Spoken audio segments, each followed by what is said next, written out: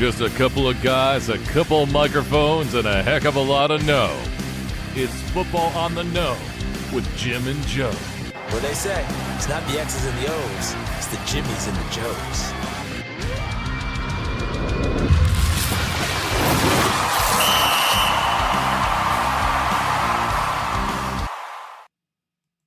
All right, what's going on, everybody? Welcome to another episode of Football on the Know. I am Jim McPhee, and alongside of me is Mr. Joe DeCapita. What's going on, know-it-alls? Welcome back for another edition of Football on the Know Show, brought to you by the 2024 NFL Draft. That's right, we are sponsored by the NFL Draft itself. Joe, you're very vibrant. And today. I tell you right now, I am... Your personality, but then also your shirt. It's just, I tell you, I am super excited to get this whole scouting thing over with. The final rankings are in. We're going to go over the top 10 quarterbacks and wide receivers and bounce off some ideas, get some conversations going. And I am so excited that it has finally come to a close, my friend. I bet. It's been a long road, and I'm glad to see at least view the finish line ahead. Yes, but tireless before we hours do, of filming and studying. Everything. yeah, Yes. before we do though, Yes. a couple of news breaks happened this past week. Yeah, absolutely. J.K. Dobbins signs with the Chargers now, and again, we talked about it off Can air. we give him? Let's clap it up for him. Sure, yeah. Let's give him applause. Managed to find He found deal, another team deal. Yes. that hopefully we're really hoping that he doesn't get hurt again. This poor guy, like, even though he's like super young, you know, he's like mid-20s and has been in the league. He's kind of taking the Kevin White route. Remember Kevin White, the wide receiver from West Virginia? Got drafted, pretty much never played a season. He always was hurt in the beginning or before it. J.K. Dobbins is kind of taking that route. Has all the talent in the world. We've seen glimpses of him flashing from here and there while being a Baltimore Raven. But, man, the guy just has catastrophic ACL injury after ACL injury and keeps missing seasons. So, let's see. Maybe a new environment, more sunshine, less snow. We'll see what happens. Maybe that's the doctor's remedy for him. Yeah, absolutely. We've got Demir's in the house with us tonight.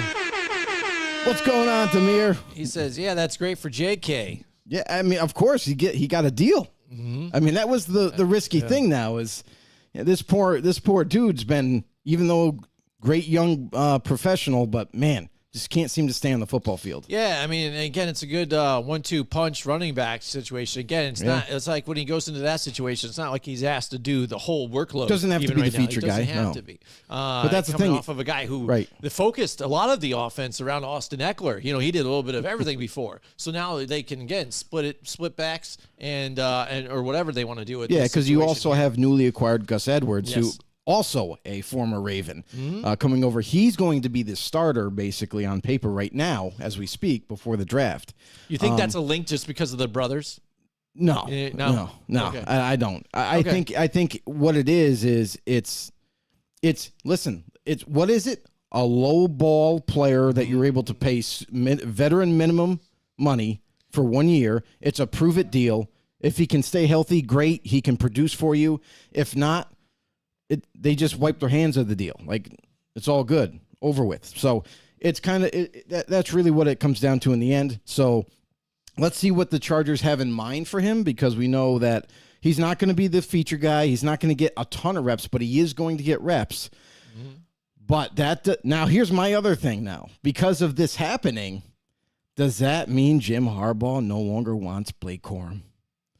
The draft is coming up. You would expect that's not the case for them. But did you really think that he was, though, going to on that one? Yeah, I do. Okay. Because they had Gus Edwards already. So, and all the talk is about how Jim Harbaugh loves his former Michigan players, and they're all good players. So it would have been hilarious to see how it's almost like Pokemon. How got to catch them all? Like, can he get all the Michigan players coming out in this draft? It would have been hilarious. Yeah. But now, who knows? Now that might have changed things. Yeah, absolutely. Demir, what's up, bud? He said, hey, how you guys doing? We're doing great, man. Thanks for tuning into the show. And our final top 10 rankings for now, the last two positions of this draft for us, some of the quarterbacks most and exciting, receivers. Positions here for this. And by popular demand by none other than Mike Tackett, This is the order like he wanted to see it. Least exciting to most exciting. We got Joe Pratt's in the house with us tonight. What's going on, Joe? He Goes, says, Joe, you can never have enough backs. And that's a fact. Like we've seen it times and time again, right? Where one backfield might have 4 guys and another backfield might have just 3. And then next thing you know, halfway through the season, the one that had 3 now has 1.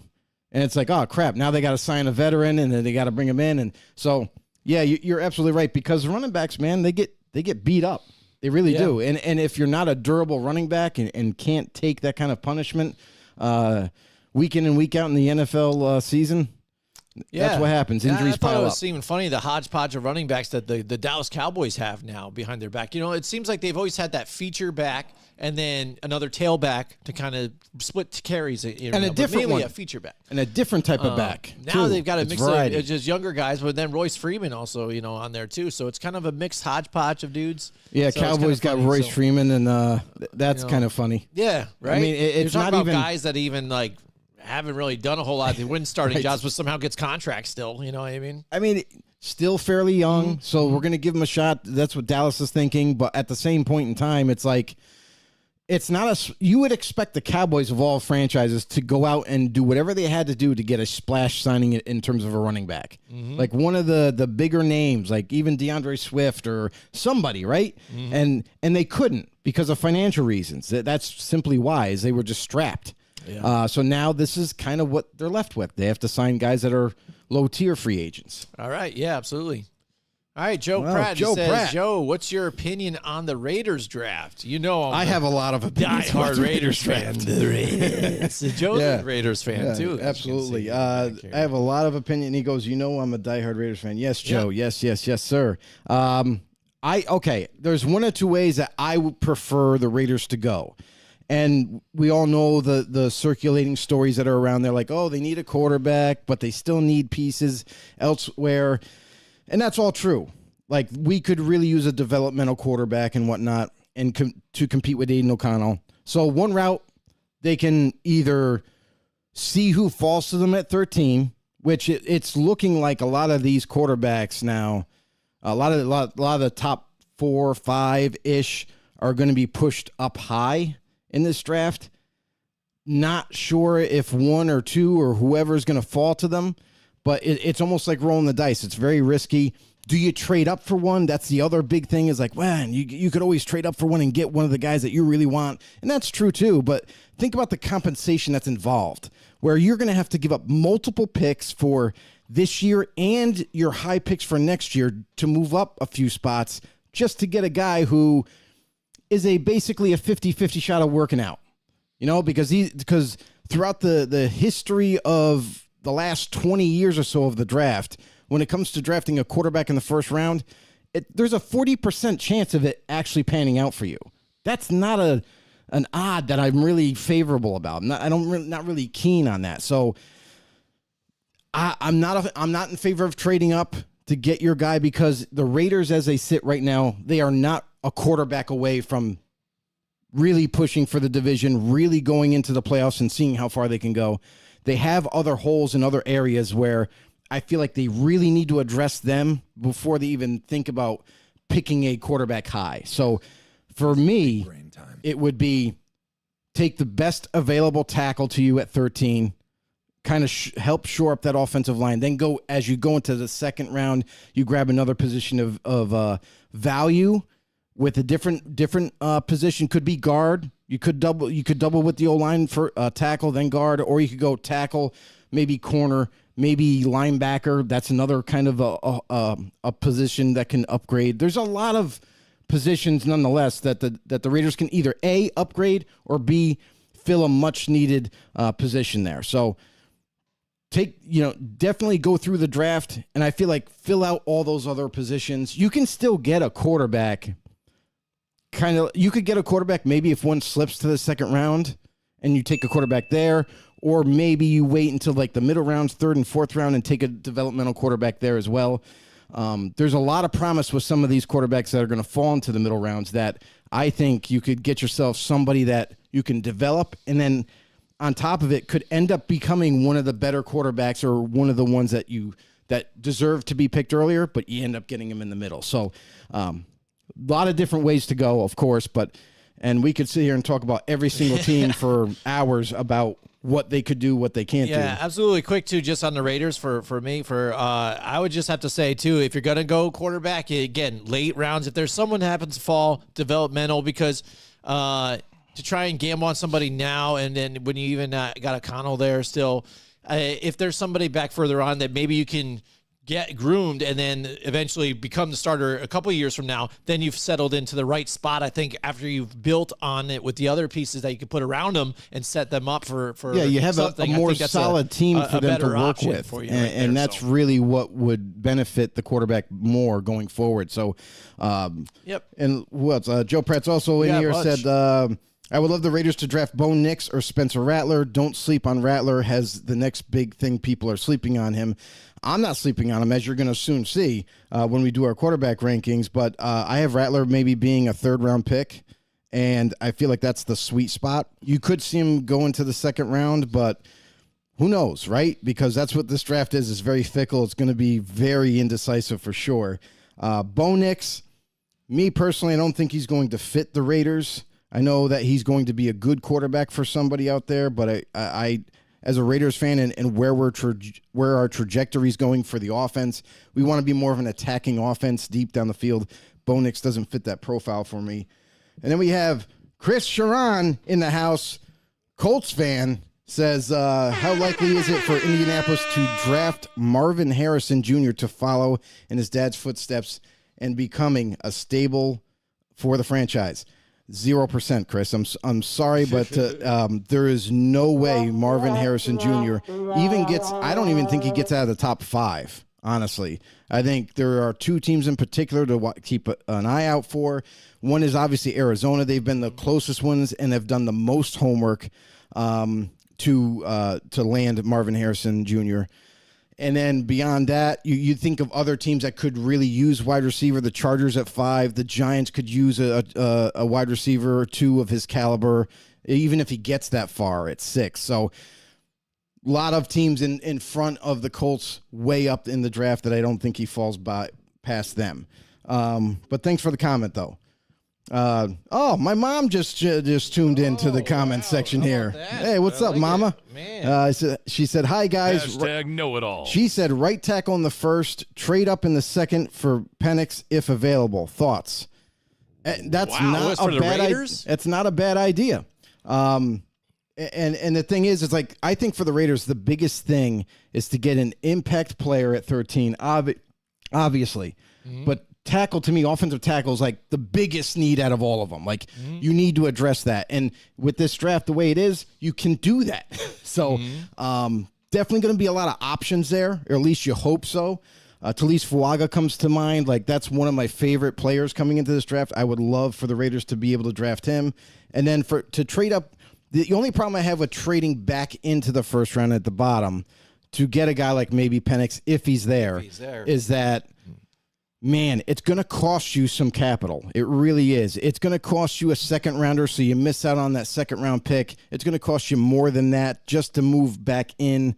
It's multiple picks, and when you do that, you're kind of sacrificing the quantity of value that you might get later in the draft. So that to me is kind of like almost like a sticking point. If the Raiders weren't that far off, like I said before, I could envision that. You get your tackle, you trade up, get your quarterback, and then the day 3 picks, you kind of go from there. Right. So what I'm hearing out of Raiders fans here right now, though, is they're totally not sold on O'Connell then, right? You know, Aiden O'Connell then? Because it sounds like everybody wants, first of all, that quarterback. First of all, it does not matter what the Raiders fans think. Yeah, it doesn't matter what I think.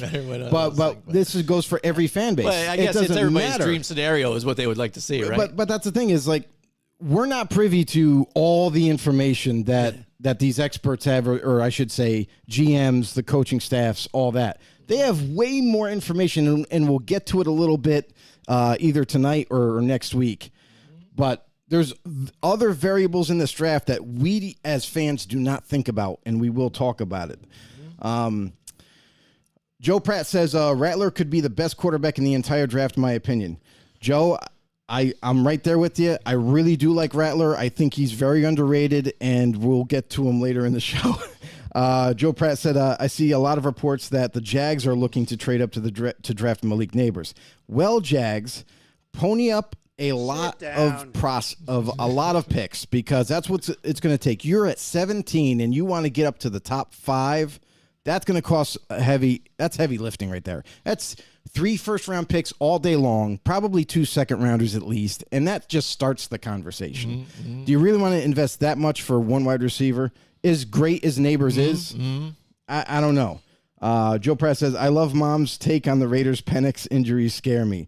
Yeah, and that's the thing. And across the league, you're seeing that as the only major weakness of Penix is that the fact that he's had multiple injuries the first 4 years of his college career. And the last 2, he's been has had a very healthy bill of health. So that you got some pros and cons in that whole thing, too. We'll debate about that as well. Tom Leiter said, I have Seattle trading back, still getting Fatanu in the first round, then getting Knicks in the second. Oh, I like that. I do like that. That is an interesting take, Tom. And for your Seattle Seahawks, I would say I totally agree with that. You get Fatanu. Fatanu is a complete offensive lineman. He can play all 5 spots. He could play guard, tackle, center, whatever you want him to play, he can play. And he's a better athlete than people even thought of. Like when you watch his tape, he can move side to side so fluidly. Great blocker, great technician, and he's stronger than you think. But yeah, he's a guy that you could put him in any spot up front for your Seattle Seahawks. And then to get Knicks would be nice too, because then you have a guy who you could develop behind Geno Smith, and that could be your future quarterback. I agree. Mama Bear said, hey, Jim, QB or wide receiver for Giants in the first? She's asking you, bro. What do you think? Obviously, wide receiver, because Daniel Jones is the man right now, And again, to restart right now here at quarterback, it all depends on who gets taken here in the first couple, but I'm going wide receiver. Yeah, definitely get him depends. a legit weapon, because really, overall, he hasn't had any real weapons. What I mean? Major ones. He said guys, somebody that he can rely on. He said guys that catch worse than me and you. Yeah, absolutely. As his NFL receivers. Yeah, and then, again, sure up offensive line, again, because getting hit that many times in the rushes, you've seen the pressures that he's had, throughout his career in the hits, and that's why he has been injury prone. Let me ask you this, too. Like, as a Giant fan, how confident are you in Evan Neal as a tackle, or maybe moving him to guard? I would rather move him to guard, just because, again, not having to have too much footwork to get out to the outside to stop, and that's where he falls. He fails. That's where he struggles. Yes, absolutely. Can't be able to get back, even if he takes that one step back to kind of get the catch on somebody, still does it. And when you're in a division to where you've got a guy like Micah Parsons on that side and things like that, you're in trouble instantly. So that's instant guy in your face for Daniel Jones again, and it's not good. Well, I mean, if the reports are correct, you might not have him in your division very long, because the Cowboys might be able to afford him, and he'll be traded. That would be nice. But thank you, Mama Bear. That's right. Now we got Joe. He said, but it balances out because of the trade back into the second round. It's because of the 5th-year option. I agree, but the compensation is going to be too much in my eyes to do that, to move forward. You have other holes that you need to fill to make your team stronger as a whole. Joe Pratt also says, I like O'Connell a lot, but if we can upgrade, why not? Obviously, that's what a lot of Raider fans are looking at. But O'Connell's only played 8 games, guys. He's only played half a season as a rookie. And let's not be so quick to forget, he put up 63 points with that offense against the Chargers and had a huge, NFL historical night against them. So it's like you could see the potential's there. You just got to shore up that offensive line, give him more protection. Then let's see what the kid can do. So I myself, I like O'Connell, but I do personally prefer like a more mobile quarterback that can also throw. And I think that's what maybe the new regime is looking for, but they might not necessarily be able to get it either. So we'll have to wait and see. Joe says, I'm taking a tackle first round, second round, I'm taking corner, and third round, I'm taking Rattler. It wouldn't be a bad idea, and I know we're going to play these scenarios out until we get to draft day. But the funny thing is we're going to plan all these scenarios out, and then the NFL has a completely different way of thinking with these prospects, and it's going to look way different for the most part anyway. Yeah. Tom said Penix had the best O-line in college. He won't probably get that in the NFL. Hashtag know-it-alls. Maybe, but possibly can. I'll say that because Penix is one of these fluid situations where half the teams are not in as much on him as others, just due to the major injury concerns. And I get it. You don't want to use a first round pick on a player that has 4 major injuries in college. But the last 2 years, here's the other side of it, is the last 2 years of his college career been healthy. So it's like, is he going to continue to be healthy at the next level? It depends on what situation he goes into. If he goes into a situation like a team that is struggling offensive line-wise, you're not going to want to throw him to the Wolves anyway. He might even sit a year before, so you can get that O-line ready. Yeah, I think even Tua might be healthy for him when he does get drafted into the NFL. Look at Tua, though. Tua was kind of injury-prone, too, and kind of light. He ended up bulking up a little bit, too, to try and be able to survive some of those impacts. And I think it worked out for him this season. Yeah. So maybe we'd see something like Penix on a regimen like that, too. And you talk about bulking up. There's a few quarterbacks in this draft that are really light, and it might go into the mental of these teams about, is it worth taking them super early, or should we wait? Should we try to do something and trade down or whatever in order to take them? Less of a risk. So that'll be something fun to talk about. Eric Bowers says, I feel like the Giants are going to draft Malik Neighbors, need at number 1 wide receiver, go offensive line in round 2 and 3, probably get quarterback in later rounds. And that's the thing is, will Neighbors be there for the Giants? So I'll tell you right now, Harrison and Neighbors, I don't expect them to be there at 6. I think the teams that are picking ahead of them are going to take both those guys relatively really early. And that's the fun part of this draft, is because there's a lot of scenarios that can play out. It's going to be really interesting to watch when this all finally unfolds. But, man, a lot of things can happen, and we know that as NFL fans. Joe Pratt says Seattle has Sam Howell now. They don't draft a quarterback now. Well, just because they traded for Sam Howell doesn't mean that they might not take a young, not to say Sam Howell is young, but maybe. I mean, it could go both ways, Joe. Like Sam Howell, they could have him there. They could still take a quarterback, that they really like, and they're like, well, let's just have Sam Howell and this rookie quarterback duel it out against Geno Smith, and may the best quarterback win, and whoever rises to the top gets it. So. We've seen that before, you know, and I think that's Seattle. That's the ultimate thing, and that's why I would not be surprised if that's their plan. It's not out of the realm of possibility with them. It's not out of the realm of possibility. I mean, that's what happened even with Russell Wilson, how he even became the starter.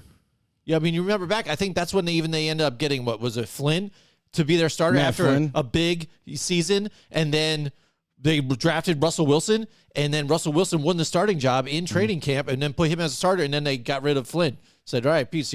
Peace out.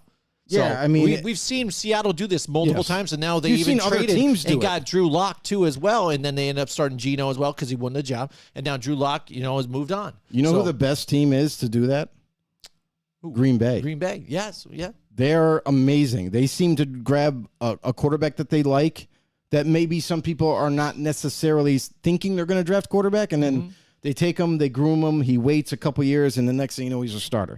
It's worked out great for them.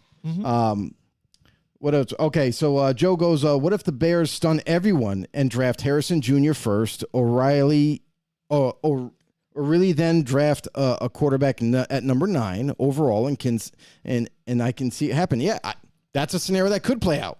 Maybe. As much as everybody's pushing Caleb Williams to be the number 1 overall pick, and that's the consensus all the way through and through, and I understand the talent is there and all that, but they do have the number 9 pick as well. So if they really like maybe even like a Drake May, because some people are talking about him falling down now, maybe JJ if he slides a little bit, some of these quarterbacks that are heavily talked about, that some people are high on them, some people aren't as high on them, but in the end, it only takes one team to fall in love with them. And if Chicago is one of them, where they're like, hey, I know we traded for Keenan Allen, but let's face it, he's not going to be around for a long time. We have DJ Moore. Jesus, can you imagine just adding Marvin Harrison Jr. to this club right now? And then we take our future quarterback at 9? Could work. It could work. It definitely sounds good, and definitely a fun conversation.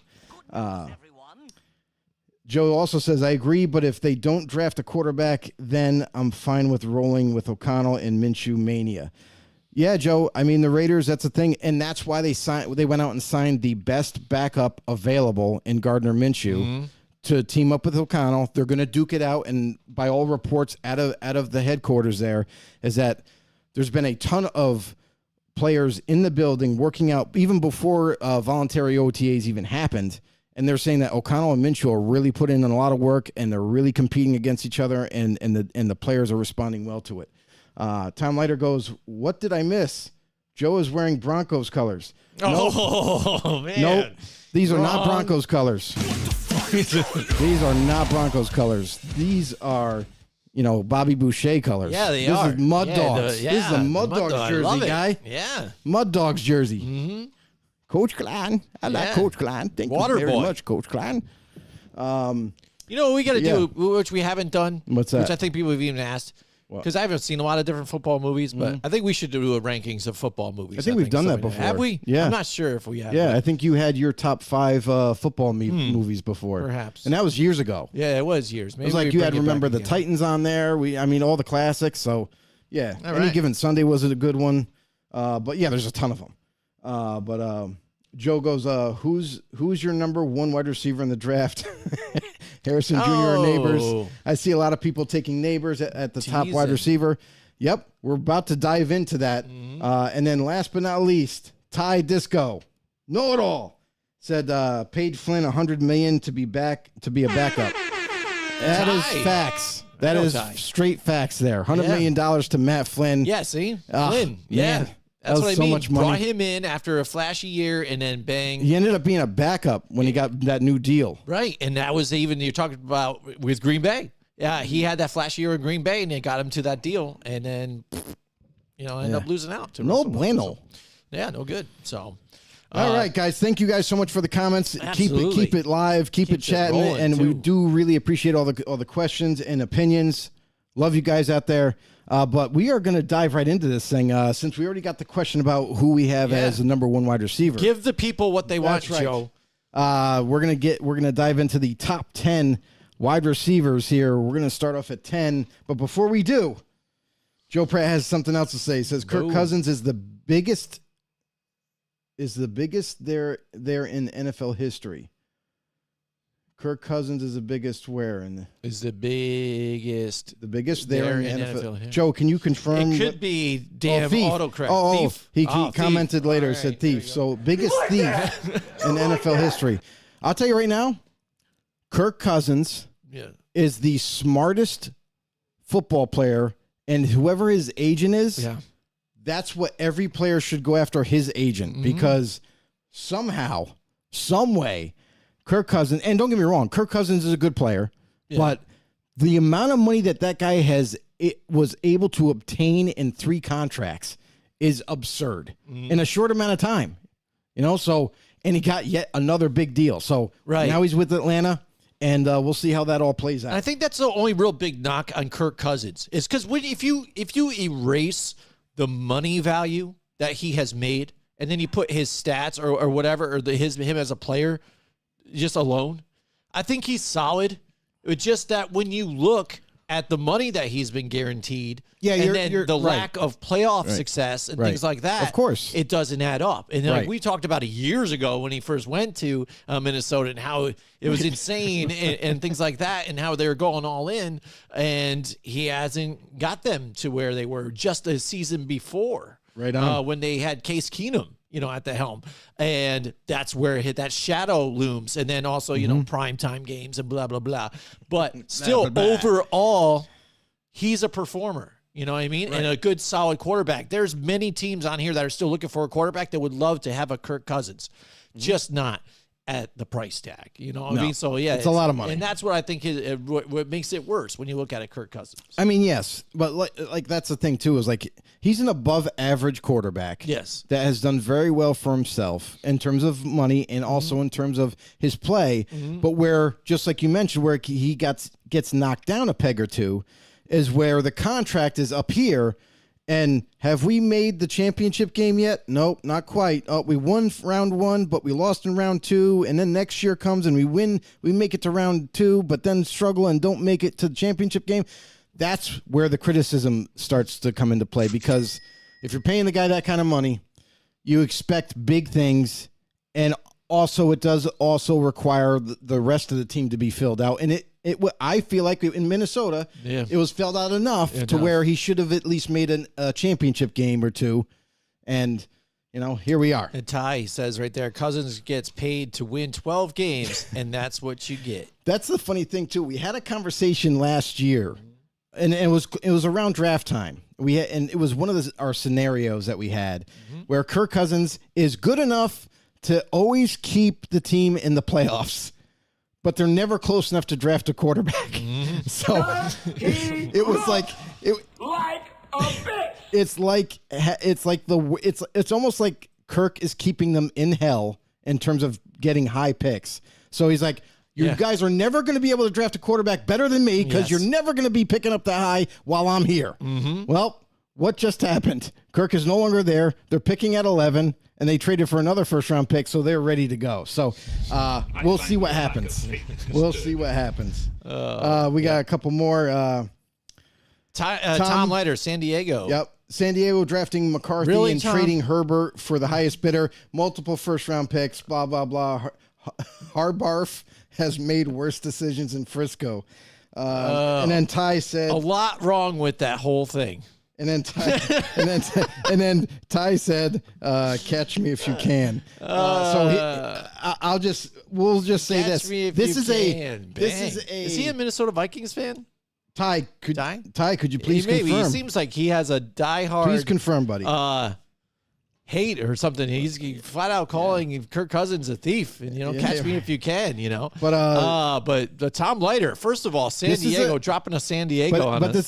This is the Jim Harbaugh effect. You know what I mean? Yes. Because Jim Harbaugh came out. Jim Harbaugh, by the way, was at Michigan's pro day, right? To look at all of his homeboys and see what's up. And everybody kind of said, oh, he was chatting up JJ after the big pro day that everybody was excited about. And it's like, what if scenario? Like, oh, could he get his guy? And then move on from Herbert. Here's the thing. This is the NFL. This is not college where we can just mix and match pieces and make it work. So being an established quarterback like Herbert, I don't think you're going to run the risk of like, oh, I want to take JJ. We're going to get a couple of first round picks at least if we trade Herbert, get some more prospects that way, and then roll the dice with JJ. It just doesn't make any sense. And I'll tell you this right now: if that was to happen, get ready to kick him right out of LA, because he'll probably most likely lose his job in a year or two. Boy, that escalated quickly. Ty goes, not at all. That really got out of hand fast. He said that no, he's not Minnesota. He's just a big football fan. So Yuna said, very well said. Ty Disco said, not at all. And then he loves football talk. Absolutely. And that's what this show's all about. It's all about you guys as the know-it-alls, being interactive with the show, sharing into some of your opinions and your questions. And that's what it's all about. But now we are finally going to get to. We're finally going to get. Since we got through that, we're going to take your questions right after we get through the top 10 here. If you guys have any more. But the 2024 top 10 wide receivers. Here we go. Goes as follows. At number 10, we have none other than North Carolina great for Drake May, Devontae Walker. I have him at 10. Very speedy type of receiver, above 6 foot, around 200 pounds, runs a 4.3. I mean, this guy's got the quicks. He's got the top end speed. He's got everything you like. The only kind of issue that I have for him is that he's a little light, coming into the next level. But there was concerns last year about Tank Dell, and how light he was coming in. He's kind of similar in that mold where he's slender, he's light, but man, is he quick and fast. He's made some tremendous plays at North Carolina, and I like to see that kind of continue at the next level. And the reason why I have him at 10, because not a lot of people have Walker even making the top 10, is because the explosion that he brings as a wide receiver.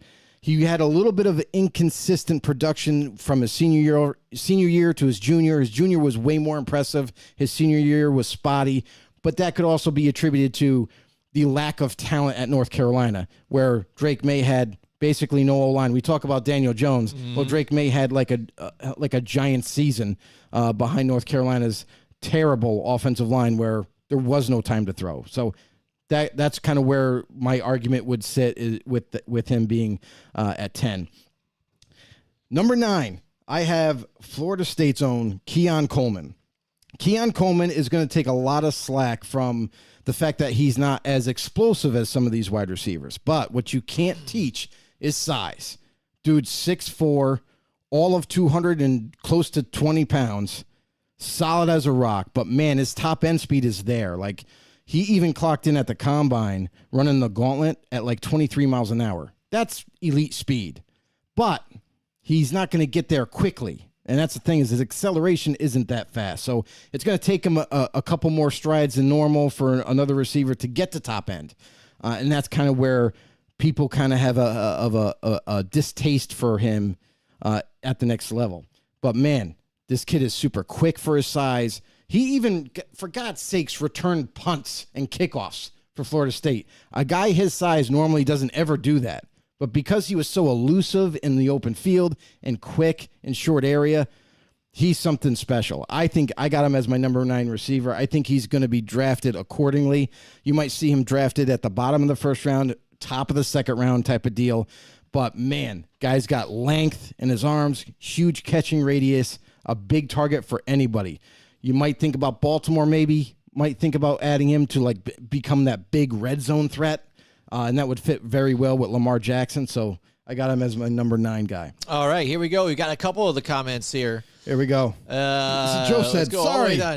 Joe said, sorry, I'm back. Yep. I had a call. And he said, Joe Pratt, Odunze is 100%. Okay, you're guessing. I gotcha. Ty Disco said he's responding to him. He said, sure. Joe Pratt said, Adonai Mitchell is top 6 for sure. Ty said Xavier Worthy from Texas, ? And then we got Coleman is top 5 and being slept on because of injuries. Tom said, you kids on the East Coast obviously didn't see much of Odunze. And then he replied to him and said, Worthy is only fast. Mitchell from Texas is better. And then Pratt, they're going at it in the chat. Yeah, they're going at it, all right. But they're definitely questioning your list here, too. And I didn't even get to any of those players yet. Even Coleman, again, that was one of the guys I did not see on your list. So he missed the cut, but he's one of your honorable mentions. Right. What was it that he made it that he did not make your list? But again, or whether maybe he is talking about this Coleman here. Maybe Keon Coleman in top 5. Yeah, that's what he is talking about. Keon Coleman, I got Coleman in the top 5. Sorry about that. Yeah. You just spoke about him, so that's right. Okay, all right. So we go. Try to focus here. Trying to focus. Yeah, trying to go through so many comments here. But again, Odunze. Again, I saw him there too, and I think he's worthy of 3 there as well. But we haven't gotten there yet. Again, we're splitting hairs though too. We haven't gotten with there some yet. of these guys. So. Let's try to work through the rest of the process Let's work through it. Let's just these guys talk it out in the chat. Do you guys thing? We'll get back to you guys. We're getting to the list. Where you're at number 8 now. So number 8, I have the kid from Georgia, Ladd McConkey. Ladd McConkey, I love this kid. I really do. He's not as tall as you prototypically would want in a receiver that he can play outside. I've seen him do it at Georgia. He's pretty much exclusively in the slot, and rightfully so. The height difference and all that, but man, is he quick. Man, he has like some of the best, if not the best, route running of this draft. It's truly tremendous. Top end speed, the quicks is there. Doesn't have very long arms, so the catching radius is a little bit limited, but man, I mean, you talk about a guy who's like a joystick on the football field. This is that guy. He's going to get open. It's going to be extremely hard to cover him, and he's going to move the chains, and that's kind of what you want to do at the next level. So Ladd McConkey, I have at 8. Number 7, and this is kind of like the same similar type of profile, same similar type of receiver, but a little bit differently. Number 7, I have Ricky Parasol from Florida. Ricky Parasol to me has probably next to, if not the best hands in the draft. Super amazing. How some of the catches that he made in college, it's like it doesn't make any sense. Geometry, just you can't compute. It doesn't work. So somehow he comes down with the footballs no matter what, catches them at different points in the air, different angles. I seen him catch the football backwards once. He literally caught it backwards. Like the ball's coming this way, and he just like, boom, stuck to his hand in between coverage, got sandwiched and hit, still held on to the ball and came down with it. So guy's going to be a huge playmaker for somebody. He's a little bit stockier than Ladd McConkey, so he's going to be able to be more durable. He's going to be able to take the necessary hits, and he's not afraid to go over the middle at all. So one of my favorite receiving prospects coming out, Ricky Parasol from Florida. Number 6, I also love this guy too. That's why he's a little higher on my list. Xavier Legette from South Carolina. Tall, like 6'2", 220 pounds of rock hard muscle. This dude is almost like you chiseled him out of a statue. The guy is ferocious with the ball in his hands, extremely aggressive with high pointing the ball out of the air, plucking it out of the air. Very strong hands, very big hands.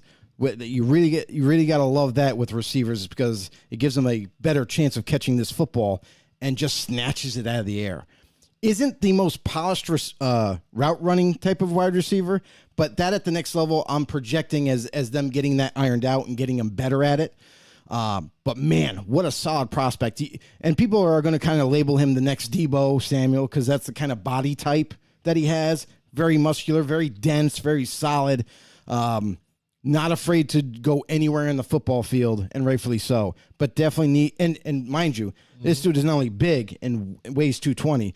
Oh, yeah, but he runs a 4.3. So the top-end speed and the quicks are there. Yep. Just needs to refine his route running a little bit. But Xavier good at 6. And then we get to our top 5. Top 5, and this is going to surprise a lot of people, Roman Wilson from Michigan. Roman Wilson, the reason why I got him so high on my list more than anybody else does is because when you look at his traits as far as everything, he has elite traits in over half of the measurements that he takes. Short shuttle, 3-cone, 40-yard dash that he ran, super fast, super quick, super elite.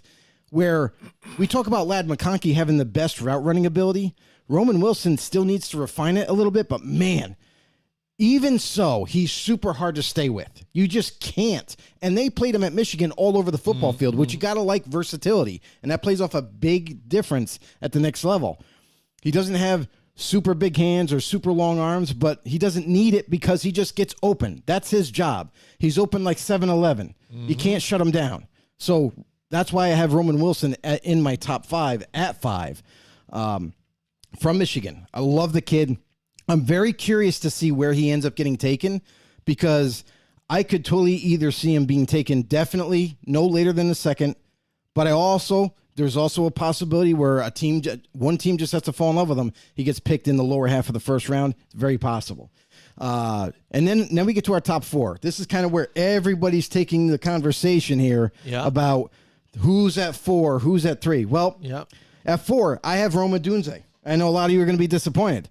But I have Rome Odunze from Washington at 4. And the reason why is because, just like Jim mentioned earlier in the show, we're splitting hairs with all these receivers because your top 10, they're usually all studs. Maybe even your top 7 or 8 is like kind of where it gets all clogged. It's basically what you like in a receiver, what you see a little bit more, and what you can project to at the next level. So Rome Odunze, I love this guy. I really do. Physical receiver. It had one of the most, if not the most contested catches in college. For his size, I mean, for a guy who's like literally like one of the bigger receivers in this draft, but also 6'3", 212. He's probably bigger than that by now because he's been working out, but ran a 4.45 and can jump out of the gym, super athletic. The only problem that I have with Rome Odunze at the next level is that his route running, he's very slow out of his breaks. He's not the quickest out of his breaks, which leads to corners being able to close in on him and keep that tight coverage a little bit. That's why you see the escalation in contested catches, is because separation is an issue when he comes out of breaks.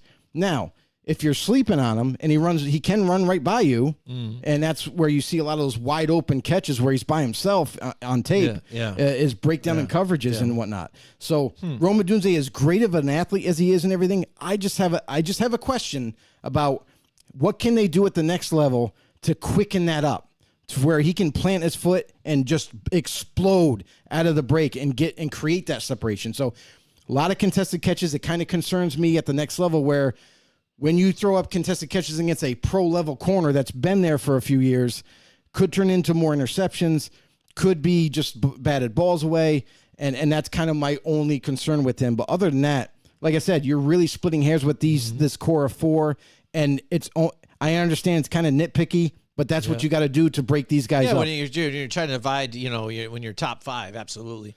We've got a bunch of conversations out there. We love it out there. We love the interaction with you guys out there.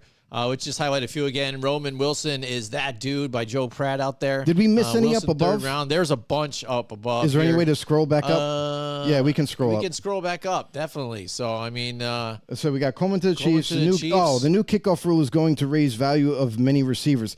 Tom, the one thing I'll say is that I don't think it's going to be necessarily receivers. I think it's going to be linebackers because you're going to have guys that can come hit and shed tackles and get after the ball carrier. I think that's what you're going to see. I think you're going to see a little bit more tight ends and linebacker being the key positions that teams may stock up on. Guys that can block and tackle. Joe Pratt said Worthy is Darius Hayward beyond 2.0. Fast for nothing. Oh, man. Ty replied to him. He said, I'm just asking because he's on draft boards. I see him on some top 10s and not others. Real quick, I'll address that. Xavier Worthy, blazing fast. He broke the record, for God's sakes. The guy is just ridiculously fast. Problem is when you watch him at college, he was the faster athlete. He just could blow by guys, but he can't do anything physical. He's super light. He's below 170. The guy is light as a feather and tiny. He's not going to be a blocker for you at the next level, which is a big thing. If you can't block, he's going to get pushed around, and the running game to that side is going to get shut down. He struggles to get off press man because he's so little and light and not as strong as your corner. And he's going to get shut down that way. The only thing you can hope for is to maybe create some plays where he's not going to get jammed at the line and have free release and kind of just take off. But that's it. He's really going to only be a deep threat, and he's limited in that aspect. He's not going to be this guy who's going to be a multiple route type of receiver where he's just going to do digs and all these different type of route tree runs and all that. So for Xavier Worthy, to me, he's not as valuable. And that's why I don't even have him anywhere near my top 10, because if you can't block, you're limited as just a speed demon to take the top off the defense. The offenses now have to create ways to get you maybe potentially open. That's concerning for me at the next level. If he can bulk up, which it's going to take a lot, he's going to have to put a lot. And then by putting extra weight on, is that going to slow him down to where his teammates are? Yeah. So, and that's the issue with him, is that he's too light, too weak, and he's literally only like a one-trick pony. He can only do one thing, and that's just run deep. Joe Pratt says Worthy will convert to corner. It's his best option. We'll see. Okay. Good luck in run support. But yeah, I mean, that's the thing, is I just don't see him as high as some other people do. Everyone was enamored with the top end speed and all that, and I get it, but he doesn't have anything to go along with that speed in terms of strength, size, and physicality. All right. Well, you gonna go through some more of these comments, or you head back to your list here? Yeah. What else we got? We read that. Okay. He said, "Wow, Jalen McMillan from Washington in top 10 either." Wow, Joe. I've debated this, bro. I'm telling you right now, but Jalen McMillan he's an honorable mention. I have him we don't have my honorable mentions on there because it is literally it's a laundry whole list. Yeah. It's more than 10. Yeah. But I do like him. And like I said, we're nitpicking with a lot of these receivers just to at least break them up, just to at least have something to talk about here. But Jalen McMillan is definitely one of my higher end type of receivers that could be a sleeper, whoever ends up getting him. And that's the interesting part of this draft. We told you guys that this is going to be super deep, and it is. We did a top 10. You could have easily done a top 20 or 30. But we just don't have that much time. Yeah, absolutely. But yeah, so I mean, that's the only reason why he didn't make the list. I just didn't see him that way. Wilson has great hands as well. Versatility doesn't play in the NFL. It sure damn does. You better believe it, because I know that for a fact there's teams that utilize that with the receivers. They use it. You use it a lot with offensive linemen where they're interchangeable. Guy could play guard or tackle. Guy could play center or guard. Receivers can play X, Y, Z all over the football field. So it is definitely a big deal. Wilson, 3rd round, possible. Odunze is the next Devontae Adams. He's saying it now. Odunze has a chance to be number 1 wide receiver in the draft. Time will tell. Hey, anything's possible. Where's that soundbite of ours? That's true. Nothing's impossible. There you go. Right. That's right. I don't have it Joe queued up for Sattel, Worthy will convert to corner. Oh, you already read that. Corners get ran all over all the time. Joe, you see it on the field yourself. Yeah, they do. But you know what? Not the physical ones. Yeah. You know, that's the problem with the Raiders. That's why they might be looking at corner in the 1st round. It's possible because, I'm sorry, Jacorian Bennett, one of the softest corners I've ever seen. He's replying, I'll run you over with your wild takes. I like that one. Love that one. Calling out Joe. And then last but not least, Joe replies, I'm a ref now. Yeah, nice. Oh, wow. Good stuff. Good stuff, guys. Man. Keep it coming. Keep it coming. Really appreciate you guys. I love it. And now we get to the top 3. Top 3. Now we're finally in the top 3 race here. You're gonna be shocked because number 3 I have Brian Thomas Jr. from LSU, and very easily, when I project Brian Thomas at the next level, he's gonna get picked later than the neighbors Harrison or Dunze, but not much farther after that. So with Thomas, the interesting thing is when I watch him, he has tremendous explosion, super fast, and he's a freak.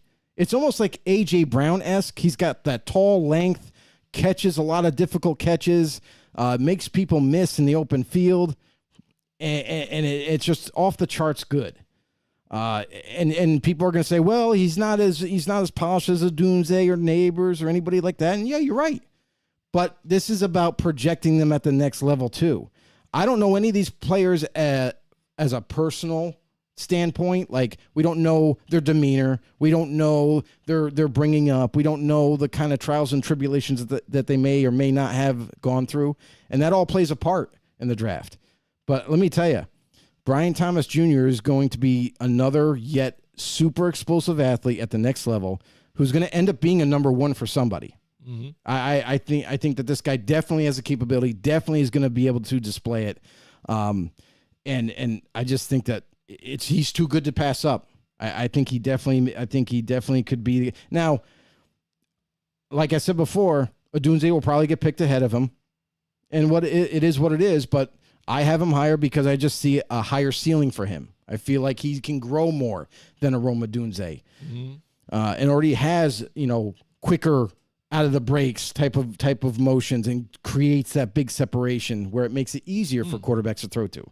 Yeah, and the key when you talk about these top ones, you're not even exactly saying that, these are the way they're going to be drafted even at this point. These are projections of what you think possibly overall career, even in a sense, what these guys could potentially be. In the first year to 2.5, I've Jim, I'll tell you this, I've come under a new observation of how we look at athletes at the next level, is because I know we always use the consensus, you got to wait 3 years type of deal to see what he can become at the next level.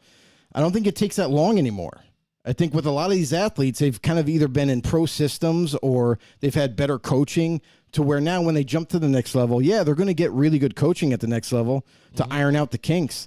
But at the same time, it takes less time now for them to acclimate to the NFL or make a difference with their team. So we might see in 2 years what all these receivers are going to end up being, because they'll have time to develop, they'll have time to adjust to the NFL. So that's what's going to be really exciting to watch for.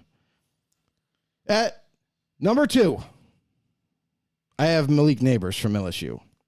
Malik Nabers, again, amazing athlete. I definitely kind of compare Nabers to a Jamar Chase.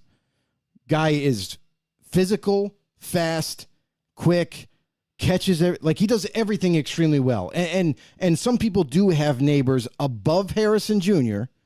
for the same reason of explosion, because they want big time playmaking ability, and some teams view it as in speed or quickness or whatever. Harrison Jr. I have as number one, and I've had him consensus at number 1 the whole process. I'm one of the few people that have done that. There's a lot of people that have Harrison Jr. as their 1, but they also have gone the other way too, and I don't see a problem with it. I can see the argument or debate to put Nabers number 1, but Marvin Harrison Jr. there's no leaks in his game. People question, and that's why I feel like Nabers went ahead of him for some people, is that people question Harrison's top-end speed. They're like, man, he's such a big athlete. I don't know how he doesn't look fast on tape, and he doesn't. He doesn't look fast, but he runs a 4.4, guys. He's fast, and for a guy his size, that does not make sense, and doesn't look like it on tape. But man, he is fast. Now, there are some times when you could make the case where, like Marvin Harrison, man, should have made that catch there, or man, I expected him to explode out of the break, and this time he didn't. Next time he does. So it's like some inconsistencies there, but man, when you're talking about an all-around player, Harrison Jr. will block for you. He will make the tough catches for you. We've seen it numerous times in college. Same thing with Nabers. He's made difficult catches too and all that. But then Nabers has also sometimes dropped the ball that he should have caught. And this happens. It happens with every receiver. So no everybody's trying to nitpick different nuances in their games. But man, I've loved Harrison from the start. I can't put Nabers over him just because that I love big receivers personally. And with Marvin Harrison, with his speed and his athletic ability and what he can do for you as not only just a blocker, but all-around receiver, big red zone target. Like, you have no questions there about him being able to jump over someone. Nabers can do the same thing, but he has to really he has a bigger vert, so he has to get up there. But nonetheless, you're splitting hairs with either one. It's like 1A, 1B really between Nabers and Harrison. Put whoever you want at 1 or 2. I'm not mad at any one of these receivers. If you just kind of jumble them out, insert a receiver there, take one out, it's all good. Like, that's what it is. It's one of the hardest positions to figure out. It is. And we do it every single year where we nitpick guys and we think guys are going to be better than others. And next thing you know, 2-3 years later, my number 8 receiver ended up being the number 3 receiver. You know what I mean? And that's just the fun part of the draft. Yeah, and like when you brought up Nabers again, or even when you talked to Adunze, I thought of even Nabers where I've seen even on film too, he gets that separation. You're talking about coming out of the breaks and stuff, still getting that separation. It's not just because, it was blown coverage. Some of the moves that he's done, it's big. One guy I thought I've seen on, especially I think Pro Football Focus, top 10, Alabama wide receiver, Jermaine Burton. He was one of your honorable mentions now too. And what do you think it is on yours that kind of kept him out of that top 10? Talent. There's too many guys to fit in top 10. And a lot of people don't view Jermaine Burton as a fully polished receiver yet. I think he came out early. I think he should have stayed at Alabama or transferred somewhere that had another good quarterback or whatever. I think it was too early. I think this is one of those draft classes where if you're a receiver, and I know that the NFL is changed, right? It's changed to this like spread offense, so they need more receivers, and that's why you see every year even more receivers coming out. But man, wrong draft class to choose to come out when you got guys like Nabers and Adunze and Thomas and Harrison. I think, and you have all these other guys that we're not talking about, but like Jermaine Burton, gifted athlete. He's going to go somewhere. He's going to make a difference. And how big of a difference, we'll see in a couple years. Yeah. Like, I love him. Yeah. I love him as a prospect. He's got the top end speed that you want. But I just don't know how good he's going to be. Yeah. And this is the other part, right? Is when we talk about LSU, all these big colleges, Alabama, Ohio State, teams that every single year they produce these studs, but there's multiple studs on that team. Yeah. So when you try to pick them apart, it's like, all right, well, Alabama had like 14 wide receivers that were all like 5-star athletes. Mm-hmm. And it's like, well, is Jermaine Burton really that good? Or is Jermaine Burton just good because he had all this space on the field because the other two guys on the outside were the dogs of the team? And now that frees him up to just kind of rack up stats. Mm-hmm. So there's that whole argument too. And we'll get into the quarterbacks too, because that does play a part where some of these receivers quarterbacks, people are going to make that argument, be like, well, you had this guy and you had that guy. Are you really that good as a quarterback because you had these players to throw to? So that's going to be fun too. Yeah, absolutely. All right. So, we appreciate you guys in the chat too as well. Joe Pratt says Thomas to the Bills. And Joe Pratt also says if the Bears do draft Caleb Williams first overall, they will draft Dunze 9th overall. It's a possibility that a lot of people are talking about, but do I see Roma Dunze going to 9? I don't know. Listen, I'm in store for some surprises in the beginning because I'll tell you right now, as much as everybody thinks they got this draft nailed down, I'm not so sure. Right. There might be a couple surprise names that get picked early or a trade that happens and it throws everything out the window. Mm-hmm. So that's what I'm excited about, to see the uncertainty of the draft and what happens. Yeah, absolutely. Thanks a lot for following along, everybody. Thanks, out guys. there. Appreciate Continuing on with Joe's top 10 here. That's right. It's the moment we've all been waiting for. Now we're going to move to Joe's quarterbacks. The quarterbacks have arrived. Let's wait for the. I can't wait to see the comments start rolling on this one. Here we go. Joe's I'll tell top you right 10. now. I lost a lot of sleep on this. let me just tell you that I've never done so much homework on quarterbacks than this year. This year was super difficult to figure out because it's not like there's only 2 or 3 in this draft that are like, oh, okay, I think we got these nailed down. The rest of them are just kind of average players. Who cares, right? No, there's like a legit 7, possibly 8 quarterbacks that could develop into a starter, or some people already view them as day one, put them on the field and watch them go. But all of them, I'm going to tell you this right now. Every quarterback in this class is as solid as it is. Mm-hmm. They all have pros and cons. None of them are like an Andrew Luck, a Peyton Manning, like a generation. Like everyone says generational talent, but I think that term is used way too loosely. Mm-hmm. Like everyone's calling Caleb Williams a generational talent. Well, guess what? Get ready for me to pick him apart. God, who the hell cares? That's the crazy thing about that. All right, Peter Griffin, shut up. Mike Tackett's in the house. What's going on, Mike? Hashtag know-it-alls. Oh, here we go. Salutations. He said Chicago rejected a number 1 and a number 2 pick swap, as well as Washington's 2025 and 2026 first-round picks. Caleb sitting a year or 2 and getting reacclimated with Cliff Kingsbury would be best for all parties. With draft capital as significant as it is now, is Chicago shooting themselves in the foot by declining such a significant trade? They could get Marvin Harrison Jr. or any other quarterback at 2, as well as quality pick at 9. Seems like Chicago is Chicagoing again.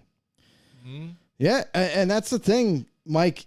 This is why all right, I have to say this. So I mean, this is the reason why this team is picked high in the draft multiple times, because they always seem to make the bad decision or not the right decision on prospect or what to do. Now, one thing I will commend them for is the GM there did a great job last draft, where he accumulated a boatload of picks, stole the Carolina's pick, which, mind you, Carolina Panthers should be picking first overall in this draft. Right. But since they traded away, Chicago's sitting there and have a pick at 9. So I agree with you, Mike. I think that they might have missed the boat on that. To have all that compensation and be able to have the chance to have number 1 and number 2 and number 9 To be that stubborn on one guy in this draft, like you said, would be absolutely insane. You could have your cake and eat it too with that kind of compensation.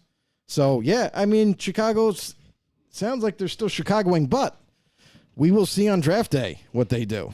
Because right. I am ready for a surprise. I almost want it to happen with the number 1 pick. Yeah. Because everybody is so sure of it happening with Caleb, and it might happen that way. Might, yeah. But I just want it to happen just for the shock value. Yes. Because we've seen it a numerous amount of times where it could be your team, it could be my team, and we're like, our guy's there. Yeah. Our guy's Yes. there. They got to take him, and they take someone completely different. You're like, Right. what just Right. happened? Right. Like with us, when they're with the Giants, so again, Tristan Wirfs, I think, was there, and I thought, Giants are going to get him, and then they go Andrew Thomas. I'm like, what? But again, not right away, but it has Right. paid off. But Yeah, and that's the still, thing. and that's your thing, and it's just kind of whoa. Initial reaction for fans, and I get it because I've had a lot of them, but I was right a lot of times. But I get it. I mean, I tell you, how big was the hype for Ed Oliver? He slides to the Bills, and then even for the Bills, even right now, I mean, he's doing That's well. value. That's But value. Yeah, absolutely. He's a dominating Yeah. D tackle. Yeah, I mean, it's just funny what happens during that draft. But that's the thing is like every year there's a player or 2 or 5 even. Like look at this year's draft. There's going to be a lot of players that slide that are first round talent players. They're going to slide into the second round, Right. and probably the top half of the second round are all going to be first round type of players. And it's going to be insane that the value that you're getting in this draft just because of how deep it is in several positions. And it's different people's takes on it. Because, again, if you talk about Ed Oliver, a lot of people saw him that potential could be an Aaron Donald. And Oh, I everybody loved him. heard that. You know what I mean? I didn't hasn't see been Aaron in- Donald. He hasn't been in Aaron Donald or anything like that. No. You know what I mean? But it's a solid player. Yeah, I didn't see Aaron Donald in him. He has a different play style than Aaron Donald. But I saw a dominating D tackle. That's what I saw. And there's a couple of them in this draft too. Absolutely. Anyways, here we go. We're going having everybody wait for this, but here we go. Wait till you guys see I this think list. everybody left Here by you go. now. Here you go. Ready? Joe's top 10. All right. Here it is. Bang. All right, number 10, I have Michael Pratt from Tulane. The interesting thing about this guy is I've watched some of his tape and I took down some notes.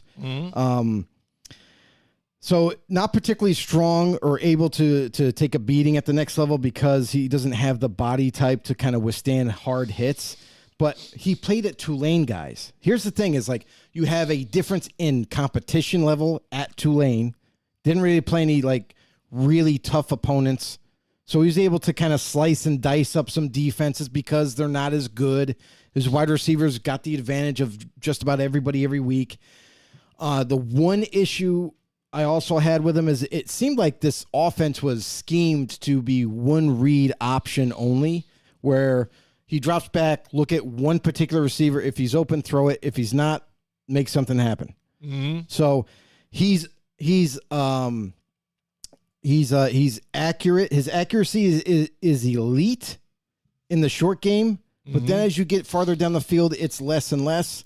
But Well, I there's think because he's trying to push the ball, But too, there's- because of the lack of arm strength, too, Joe. no, it's not that. It's because he doesn't step in and the mechanics aren't right. Yeah. So for him, his arm is about average. So you have to work with him. He's got to fit into the right offensive scheme for him to be successful and have the right coaching there, just like everybody else.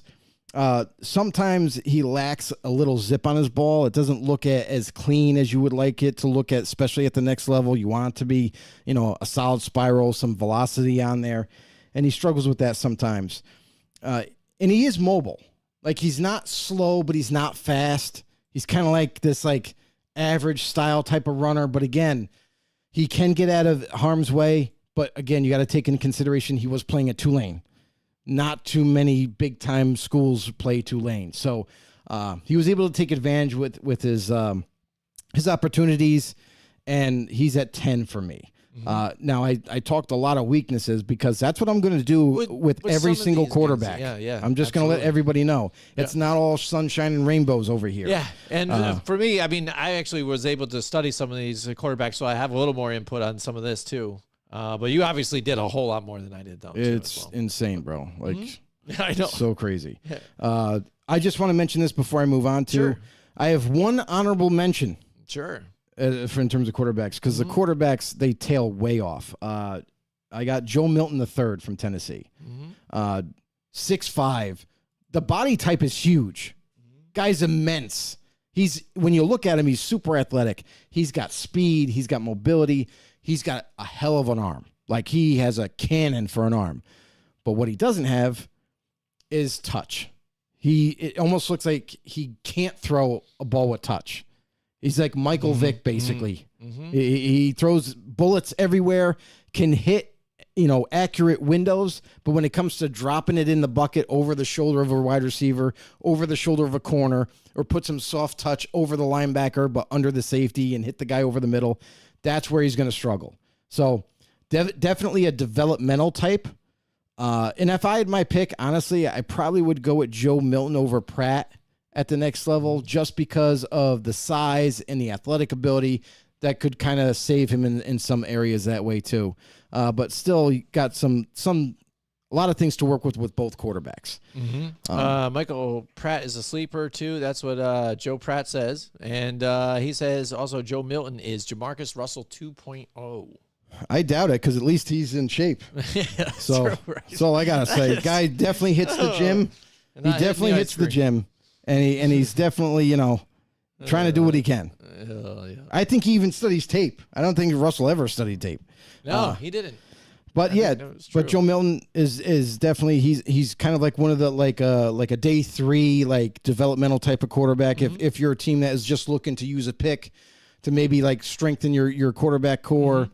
See what you can get out of him, and I don't think he's ever going to be a starter, but maybe you could get a nice backup role for him at the next level. Number 9, I have Devin Leary from Kentucky.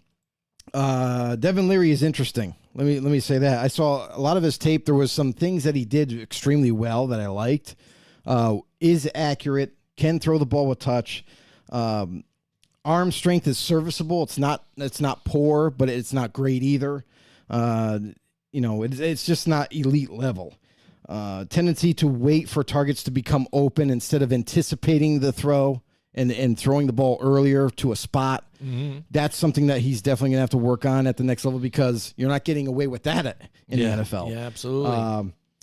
Overconfidence, sometimes he makes irrational decisions as a quarterback because he thinks he can fit it into an area. He's going to do it. Kind of like, Brett Favre-esque mentality where he's going to force the ball sometimes instead of saying, well, it's too tight of a window. Maybe I shouldn't throw it there. Could get picked off. So some decision-making questions as well, but all of which, those are his weaknesses. But what I did notice too is that he progresses well. That's what I liked when he was behind the pocket, in the pocket. He looked at his receivers. It wasn't just look at one. If it's not there, I'm going to panic. He looked at 1, looked at 2, sometimes had to go to 3 and make the throw. So I really like that part of his game. So it shows that football acumen that he might have, especially something that you can work with at the next level. And he's actually more mobile than you would think. You look at the guy and you're like, wow, this guy's just purely a pocket quarterback. But man, he definitely has decent wheels. Yeah, he's not elite, but he's got decent wheels to where maybe he can pick you up a few yards at least instead of taking a sack. So a few things that I like about him. He is definitely another guy that is going to be developmental at the next level, but he's at 9. Number 8, Jordan Travis from Florida State. I feel so bad for this kid. He had a very, inconvenient injury happen this year. 3 weeks before the end of the season, ends up cranking his ankle. Like it was sideways. It was disgusting. Ruined the rest of his season. And the Seminoles, obviously, after their quarterback went down, they were pretty much done. But man, Jordan Travis was having a sensational year with Florida State and was in the running for Heisman, actually, like was killing it. But due to that injury, man, it set him back, and it also set him back for the draft. And that's why he's a lot lower, possibly a day 3 guy. Maybe if someone falls in love with him, maybe he could be a late day 2, like in the 3rd round, maybe. But I don't see it happening. I see him early day 3 type of pick. But he had a lot of intangibles that you like. He's got decent size. He's got mobility. Yep. He's super smart, like super smart. X's and O's, he gets it. He can read defenses. His arm strength is very good. The other thing that I'll say too is that he makes good decisions, but the only bad part of it, another bad part of his game though, is also when it comes to waiting for the player to get open. I notice sometimes, it's not always all the time, it's kind of inconsistent, but he can't anticipate consistently. It's almost like he doesn't trust his receiver to beat the corner, or doesn't trust his tight end to beat the tight end. So he's going to maybe look elsewhere and not wait for it to happen. So that's kind of like another concern with his game. But when it comes to accuracy, he's accurate. He's got something to work with his deep balls, probably one of the best in the draft. That's something exciting. But also, you look at like the other aspects of his game in terms of throwing and whatnot. His deep ball's great. Intermediate it's average, and then short game obviously is pretty good. But overall, you gotta love what you have in the player right now. And if he didn't get hurt, we would be talking about him in this top 5 conversation. There's no doubt about it. But because of the injury, now you got to do your homework. The team doctor's got to kind of evaluate that. Is he I've heard, I think he's cleared to do some drills. Nothing hardcore, but he's cleared to do some drills. You saw a little bit of him throwing at Florida State's pro day, but kind of just messing around, kind of not really going all in. Right. But that's going to be one of those medical type of players where a team that falls in love with him, they're going to take him in the 4th round and kind of develop him and work with him. And you might end up getting yourself a starter down the road. Yeah. And I mean, I agree with you on the same type of aspect of when you're saying, because I even remember seeing some film too, where there would be a guy that was just getting open there and he just wasn't looking there, or he'd see it and then be like, oh, now it's too late. And he had already decided to take off running or go for a safer check down when he had like a touchdown, there. So missing some of those guys that are open is opportunities that you can't really miss in the NFL because they're not going to give you those often. And I think that's the one knock I would have to say, though. I got to say, Joe has some comedy in him. Oh, yeah? Jamarcus Russell hit the gym at the buffet with his meals. Yes. That's right. He said, how many pounds of food can I shovel in my mouth? Absolutely. Yes. That's what he definitely did. Also said Joe's top 5 are 1, Jaden Daniels, Bo Nix at 2, 3, Caleb Williams, 4, Spencer Rattler, and 5, J.J. McCarthy. Jordan Travis is at 6 for him. Jordan Travis doesn't scare me as much as Penix scares me. Interesting. That is very interesting, Joe. Yeah. Anyway, so we took cover Jordan Travis at 8. 7, I have Spencer Rattler from South Carolina. Now, like I said before, I honestly would have Jordan Travis as my 5th rated quarterback, kind of just thinking off the cuff. That's kind of where I would have him if he was healthy. But because he missed some time and he's still injured, that's going to be a concern going into training camp. Is he ready? Is he not ready? Does he have to take a year off, kind of like the Saints drafted the Tennessee product there? And same kind of thing happened is where he got injured and had to miss the whole year. So now he's a backup to Derek Carr. Yeah.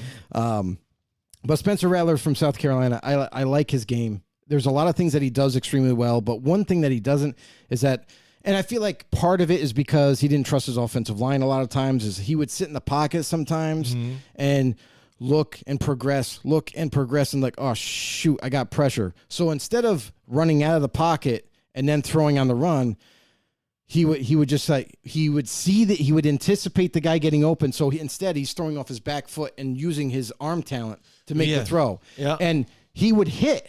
It would hit. It's not like he would miss the guy, but it's something that you don't want your quarterback to do every single time, because it's at the next level. Yes. That slower D tackle at the next level is much faster, and he's probably getting there sooner than you think. So it could lead to a fumble. It could lead to just an incomplete pass or whatever. But you got to be careful about that. So at the next level, needs to work a little bit more on his footwork, escape the pressure, and then make the throw. And he's done that time here and there. It's not like it's inconsistent where he's always doing it off his back foot, but it's here and there. And then you can see his mobility, get him outside the pocket, make the throw to Xavier Legette over the middle or whatnot, and make those plays happen. But there's also times when you watch his tape where he holds onto the ball a little bit too long. The pressure's there. It's too late to get rid of it, and you get sacked. So there's that part of it too. He's got to be able to trust his eyes, trust his arm, and just let it go. Right. I think. I just want to say in that aspect too. I think sometimes he even kind of quits on it quick too, because he'll see that pressure quick, and then he'll just already shut it down and like take off running when he doesn't have to. I'll tell you right now, he can kind of move in the pocket and make a play. I'm going to tell you right now, I've seen him do it before. This dude is like a throwback quarterback. He took a hit while throwing the ball. Oh, I know. And made a great throw. And I was surprised he didn't get a concussion. Like this dude had I know I've seen that crazy one too, hit. but I mean that's also scary though, to do that, to even try and throw it when you get hit. How many times have we seen other guys do that, and it's a bad bonehead mistake in the NFL though too. Yeah, but You know I mean, this is the thing. I mean, he was making it happen. The's a lot of things that That's the other scare thing. me with Spencer Rattler. So, I'll tell you I right really now, like him that much. I'll tell you right now, he's going to be a gifted player for sure. At very least, you'll have a great backup, but there's a potential where he definitely could be a starter for a team down the road, 2 years down the road. I like the kid. Very smart. He's come from when he was younger, he was a little bit of a knucklehead, almost like kind of like a Johnny Manziel type, where like he was young, immature, and was goofing off, was partying, this, that, and the other thing. His first 2 years of college. After that, he kind of smartened up. He got a wake up call, and he's now straightened out. He's more professional. He's grown up now, and that's what you wanted to see in Manziel. It just never happened. But Spencer Rattler went a different route. Now he's a dedicated football player. He hits the training facility. He studies film, and that's kind of his life now. He's really all in. So I like his football acumen, his IQ. He has a strong arm. He's able to make all the throws, which is something that's a big thing that you like to see, him coming into the next level. And he's not fast, but for some reason on tape, he always seems to escape times and get 10, 15 yards and do what's necessary at, utilizing the mobility that he has. So that's something that's promising to me. I do like him. I think he's a little bit of a sleeper in this draft, and I look forward to see where he ends up going in this draft. All right, we got a few here. Just bringing up a couple of those. Would say even Joe says Rattler can be a starter day one for the right team and system. And he also says, remember, Rattler was sought to be the number one pick before he got hurt and transferred to South Carolina. Yeah, and that's because of the immaturity factor. Like, nobody wanted anything to do with him. And then the college I was with, like, they were like, no, we're not going to start you next year, so just so you know. And then he transferred. But that was the wake-up call he needed. It's like, hey, not everybody's going to kiss your feet, bro. Yeah. Like, you're going to have to wise up and take ownership of yourself. So that was something that he had to work on, and he did. And then he also says, to be honest, Drake May is my biggest bust of the draft, he says. Yeah, I mean, it's tough to say. But I'm going to say this. Number 6, I have Bo Nix. Yeah. Bo Nix, and the only reason why I have Bo Nix at 6 is the fact that when I watched him at the combine, I watched him at his pro day, I watched game tape on him, and the one thing that kept coming back to me is that he doesn't have the strongest arm, and that's fine. That's fine, but you have to be able to throw with anticipation at the 40-yard mark, at the 50-yard mark to your wide receivers. So you may have to throw it earlier than some of these other quarterbacks that have cannons. You can't sit there and wait an extra second to throw it. You got to throw it earlier. That's how Chad Pennington, we're going back to the Jets days, where his farthest ball was 30 yards. That's what he could throw. But he would throw it so early in the route that it was able to hit the receiver 30 yards down the field, and he continued running. Bo Nix has got to do something similar to that. Now, he has a stronger arm than Chad Pennington. He can throw 40, 50, probably even 60. But at the next level, there are times on his tape where I'm just like, ooh, that doesn't look good. He would mistime it as a quarterback, and he would throw it up, and it kind of it wasn't going to quite make it, so the receiver had to slow down to try to catch the ball. It would get deflected, and then at the next level, you worry about turnovers happening that way. So I don't think wherever he goes, he's going to be asked to throw too many deep balls. But if he is, he's deadly accurate. There's no question about it, and that accuracy plays a big part at the next level. He's super smart. He's got decent size. He's more mobile than you think. There's a lot of facets to his game that I really do like. It's just, for me, my own personal opinions getting involved here, where I love guys that are not only accurate, but that have cannons, that won't struggle to throw it as far as they need to throw it. And for Bo Nix, he has to fit into a place that's going to work for him. Everybody kind of pinpoints the Broncos as being that place with Sean Payton because of like what he was able to do with Drew Brees back in the day. Because Drew Brees was very similar. He didn't have a cannon for an arm either, but he made it work with accuracy, timing, and efficiency. And that's the epitome of Bo Nix. Bo Nix, the biggest question for him is great job by himself actually transferring from Auburn to go to Oregon, because with that transition, what he was able to do is capitalize on the limited offense he was involved in, where at Auburn they ran a lot. They threw some short things here and there. Once in a while they tested 30 yards, 40 yards down the field, but really didn't throw a whole lot. They were more or less seen as a running team, a screen play team where they would throw it to the outside and let the receiver run, all that kind of jazz. Then going to Oregon, his stats were retarded. They were ridiculously high because of the offense that he went to. Oregon asked for him just to pitch and catch, high percentage throws, big completion percentage just went through the roof because they were short and intermediate routes that were just quick. Get it out of your hands, get it to the point that you need it to be on time. The receiver takes over from there, and he was able to do that at a high level. So some people are going to question Bo Nix at the next level, like how much of your game was your game and how much of your game was more the offense at the next level. So we've seen him struggle at the combine too, where Bo Nix he was trying to hit the receivers in stride instead of just showing off his arm. Yeah. Because that's what teams wanted to see. They're like, you have questions at arm, let us see you throw it as hard as you can or throw it as far as you can. And he was going out of his way to try to be too accurate, and it led to miscues. So at the next level, Bo Nix, bottom line, I do think he's going to need to be a good quarterback. It's going to be predicated onto the situation he goes into and whether it's the right offense for him. Right. Because I don't have any questions of him being successful or not successful. I just think it's going to determine what team drafts him and what are they going to try to do with him. I agree with the fact that what team drafts him and the system that it's in, whatever could fit him. I think he does need to improve on reading his progressions, though, too, going through his progressions. And like you said, That's when it comes else. down to what was fed to him or what the system, what they were doing in Oregon that was planned to, hey, bang, bang. But when it was time where he had to go, oh, that's not open, that's not there, where am I going? And then missing a guy or something like that. When I don't know if he just wasn't doing it quick enough, not seeing it, or what it was, but that was one of the issues I thought. Another thing, too, that I'll mention in my notes I put is he can telegraph primary reads, and his hesitancy during receiver breaks can lead to missed opportunities. Yep, absolutely. So, and that's the thing is, like, he's not 100% polished guy, but none of these quarterbacks are. None of them are. Yeah. But the thing is that he may have to work harder than some of these other guys that are ahead of him.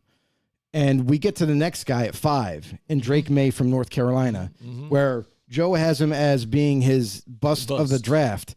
And this is kind of a weird prospect for me because early on in the scouting process, I looked at Drake May. I'm like, man, the kid is 20 years old. He's got immense size. He's already 220 pounds. He's filled out. He's got the size that you would really want in a prototypical quarterback coming into the next level. He's got a cannon for an arm. He is accurate at times, but the other thing, and he's mobile. Yeah. For his size. And everybody, and I understand the comparison, but everybody's going to look at him, his size, how big he is. Josh Allen. Can he become a better Josh Allen is the question, because he's extremely young. He's only 20. He's going to turn 21 pretty soon, but he has a lot to work with. Like you can't teach his size and his arm strength and all that. Right. But Ball placement sometimes isn't right exactly where it needs to be, and that's a little bit of a concern, but that also comes into footwork, much like Josh Allen, and that's where you get the comparisons is sometimes he's not as consistent of an accurate thrower. And at the next level, he's going to get that better coaching. They're going to work on his footwork just like the Bills worked with Josh Allen. Right. And improve the game that way.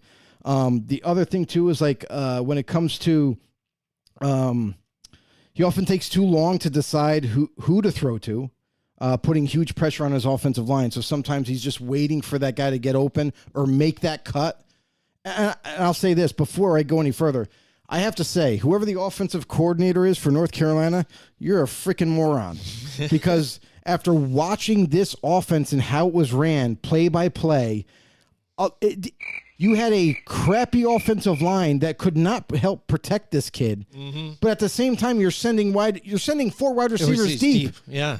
What are you doing? Kafka-esque. You have no exactly right. Is What that I his cousin? hate. Is that Yes. his cousin there? Right. Yeah. But that's the thing is like, and there was no like outlets. Like it's fine to send 3 guys deep, Yeah. but have a running back leak out and just sit there in the zone or something. Get a 5-yard pass and run with it. Like there was no creativeness like that, and it just frustrated me Yeah. as a person looking into this kid. He's often slow in his progression and had trouble with some relatively simple coverages. When his first read isn't open, he struggles to get to the next guy. And that, to me, is as much as it is a criticism, at the next level, it might not be the same because we have to point to Exhibit A. The North Carolina offensive line wasn't very good. So he doesn't have time. So as much as that might be a criticism, that you also got to take that kind of like as a grain of salt because they didn't pass protect well for him a lot of the time.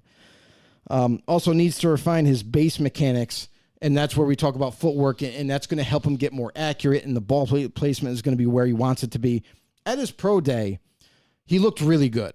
Like the way they ran a lot of different routes, pretty much the whole route tree, and Right. Tez Walker was able to show off what he can do there as well. So there was a lot to like with the young kid, but I think he's still a little tiny bit raw because he's so young, because he wasn't exposed to what looks like better coaching because it's got awful team. Yeah. But that could also be because of recruitment and whatnot. But when it all comes down to it, I think this kid has a high ceiling. But he also could go the other direction, much like Joe alluded to, where he could be a boom or bust type of product at the end of the day. But, man, to be his age, to have the attributes he already has, to be able to what he was overcome at North Carolina and still produce the numbers that he did with very limited receivers. Yeah. It's something that you really got to like, and you hope that when you roll the dice and whoever takes this kid that he's going to pan out. Yeah, and Joe, I'm nodding my head again because you're thinking exactly what I'm thinking. At least on my aspect, lost receiver talent there.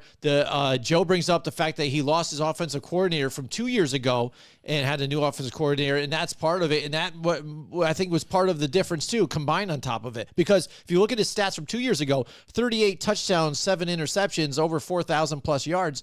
A lot more polished. So we've seen the good, and now we've seen the not so polished last season. So which one are we going to get? And I'm looking at it. I really like Drake May. I think he could be very good. And so I'm hoping it could be panning out for me on this one. So I don't think it's a bust for me on this point, but we'll see. Because like I said, I've seen the talent. You see the tangibles that he has. Now, if you get him again with a good quarterback like type of coach or whatever, boom, I think it's a beautiful fit, and I think you'll see the results come back. And it's going to be this is the part of like the top 5, top 6, basically you could say.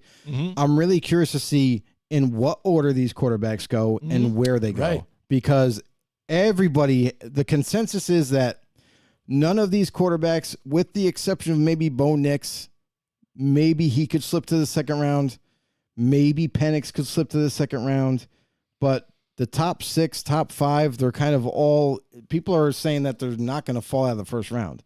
But We've seen crazier things happen. Yeah, So we have. maybe only 2 quarterbacks get taken. It shocks everybody. The rest of the guys end up going to the 2nd and 3rd rounds, and you Right. get some big value. And at least following off of your list, the way I'm looking at, in my opinion, I think of like what you're saying. Even from here, I'm saying from your top 5, I think those are the 5 that go in the first round. I think Bo Nix 2nd round, and then Spencer Rattler for me again later on, and it goes from there.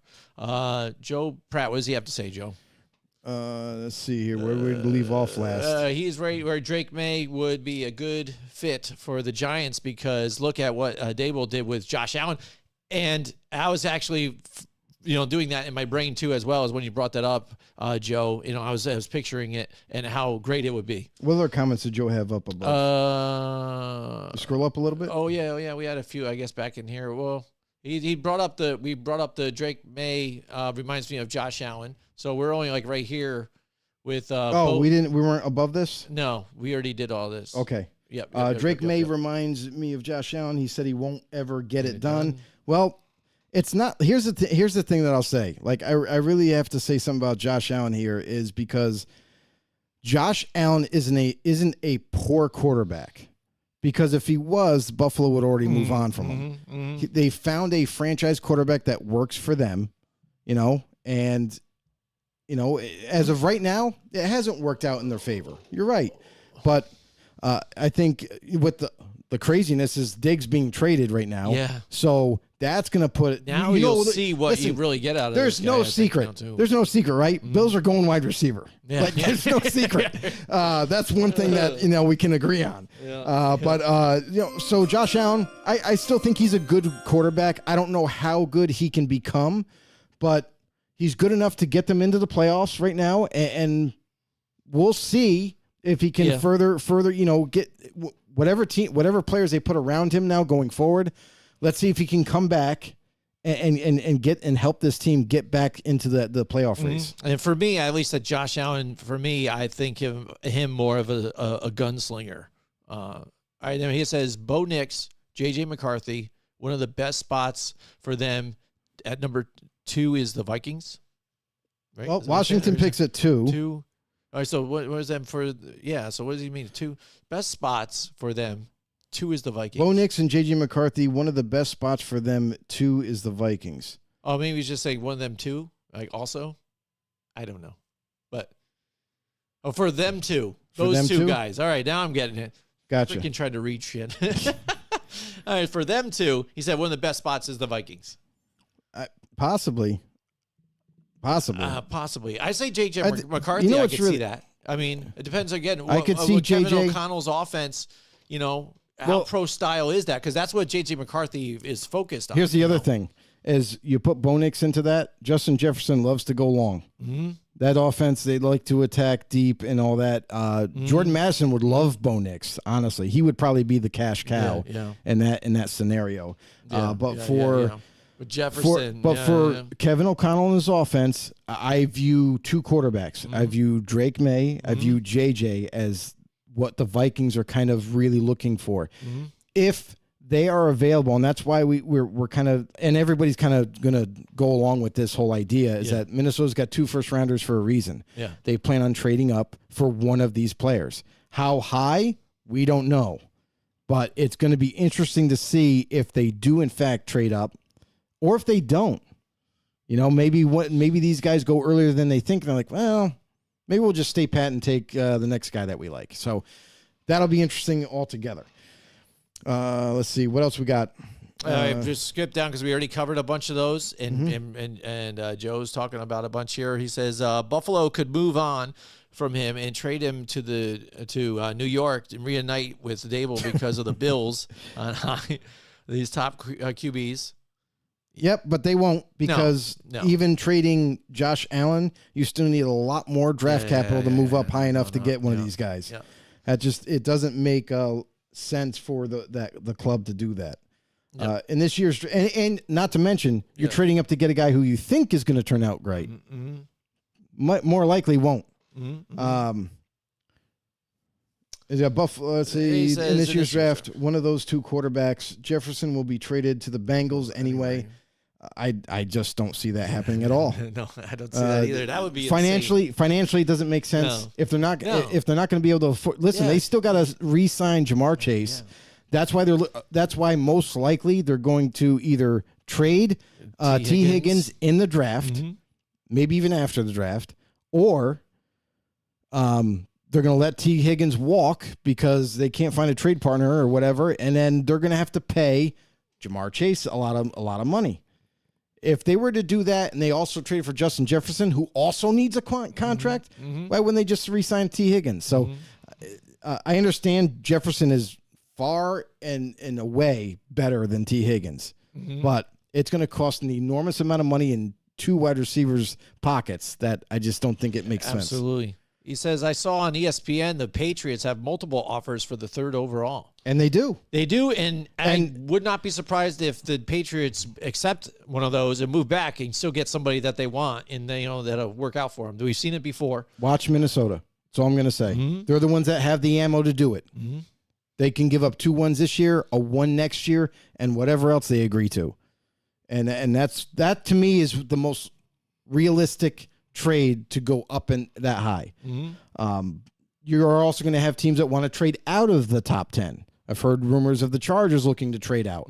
And maybe that could work where Minnesota could go to 5 and get someone that they like. So a lot of different variables, guys. We're going to cover them all. But nonetheless, what we got? Jefferson turned down $42 million a year, though he's gone either way. We'll see. I think Justin Jefferson, that whole thing is going to get worked out. He's too important of a player to them to let him walk. And they would have kept Kirk Cousins if they weren't going to re-sign Justin Jefferson. So they would have just signed Kirk then. There's a reason why they moved on from him, to save money, to give him that kind of money. So he's going to end up being the highest paid receiver. That's what's going to end up happening. Highest paid receiver. It's going to be a ludicrous deal and insane. They will reunite Burrow, Chase, and Jefferson. No, I don't think they will. Joe, our Raiders could move up to the 3rd overall. I don't think that's possible either. Man, he's because what's honestly, happening to Joe Pratt? He's all of a sudden on it right Joe, now. I gotta tell you, bud. I mean, the asking price? The asking price. Okay, I'll just let you know this. Arizona has put a price tag on their pick so high, nobody is going to be willing to do it, because you would have to be an absolutely stupid organization to give up 3 first-rounders for the 4th pick. That's their asking price, and I don't know if it's any more than that. I do know they're asking for 3 first-rounders, and then above them at 3, what do you think the Patriots are asking for? Probably that and a lot more. So that being said, what franchise is going to be stupid enough to basically give up all the future picks that they have to build their team just to get one guy? I understand that one guy potentially, and it's a big potential, could be your franchise quarterback, but you still need to build the rest of the team. So I just can't see it happening at all. I will be shocked if it does. There we go. If the Raiders did make a trade with the Patriots, who did the Raiders draft? Well, that's pretty simple. I mean, they're going to want, if they're trading up, it's not for anybody else other than a quarterback, because there's no reason to trade that high up for a non-quarterback. And who do I think it could be versus, it depends who gets taken in the first 2, really. I think the only way the Raiders are willing to do that is if maybe a Jaden Daniels is at 3. If he slips to 3 and doesn't get picked by Washington and he's there at 3, you might see the Raiders at least make a phone call and say, okay, what's it going to take for us to get up there? And do you want my kids? Because it's going to cost draft picks. It's going to cost a lot just to move up there. What quarterback, though? I honestly think it's going to be Jaden Daniels. That's the guy that they really, really want in this draft class, but it's going to cost a shit ton of capital. All right. To get Now, back to your we are your in the list top 4 now. We're in the top 4 now, right? Top 4. That's All right. right. Here we go. Let's take a look at it one more time here. All right, so top 4. So now 4. shockingly now, maybe for a lot of people. For a lot of people. Caleb Williams here at number 4. For a lot of people are pissed off at me right now. So, and that's okay. You getting death threats on your phone right now? Because here's what I'm going to tell you. The reason why I have Caleb Williams at 4, and there's a lot of red flags. This is it goes deeper than just playing ability. Because, first of all, let's just take this step by step here. At USC, he plays in a simplistic offense mainly consisting of one-read concepts. So that's why on his tape, all you see him do is drop back, look at one receiver, and if it's not there, then you start to see him scramble. Because his offensive line, to be fair, wasn't that good either. So he would look, that guy's not open. Crap. I'm going to run around, look for someone else. Okay, this guy's open, and boom, make that throw. He was always looking for just one guy. After that, it's figure it out. Figure it out. Create space with your legs. Find the next guy. Find your tight end. Find the guy leaking out of the backfield. Dump it off. All that kind of stuff. So it was very simple. Now at the next level, guess what happens? That simplistic offense turns into trigonometry, basically trying to figure out how to call the plays. The verbiage of it's crazy. And then you got to know every receiver, what they're doing, and you got to be able to progress. So he played exclusively in a shotgun formation, has never taken a snap under center, which is going to be a work in progress at the next level because you're going to have to. That could lead into fumbles at the line of scrimmage. Could be a bad deal there. Also, his mechanics are hit or miss. Sometimes they look great. Other times they're very, very iffy because he can get away with it with his arm talent. Because he has a cannon for an arm, the velocity is through the roof. His accuracy is pinpoint pretty much. And that's what he relies on, is the fact that he has that talent to throw off-balance throws, to be these awkward positions and still make the play. But then you also look at and people want to kind of make the whole argument like, oh, well, he didn't have really good receivers. Really? Because USC couldn't recruit good receivers. They have several. Brendan Rice, Jerry Rice's son, was there.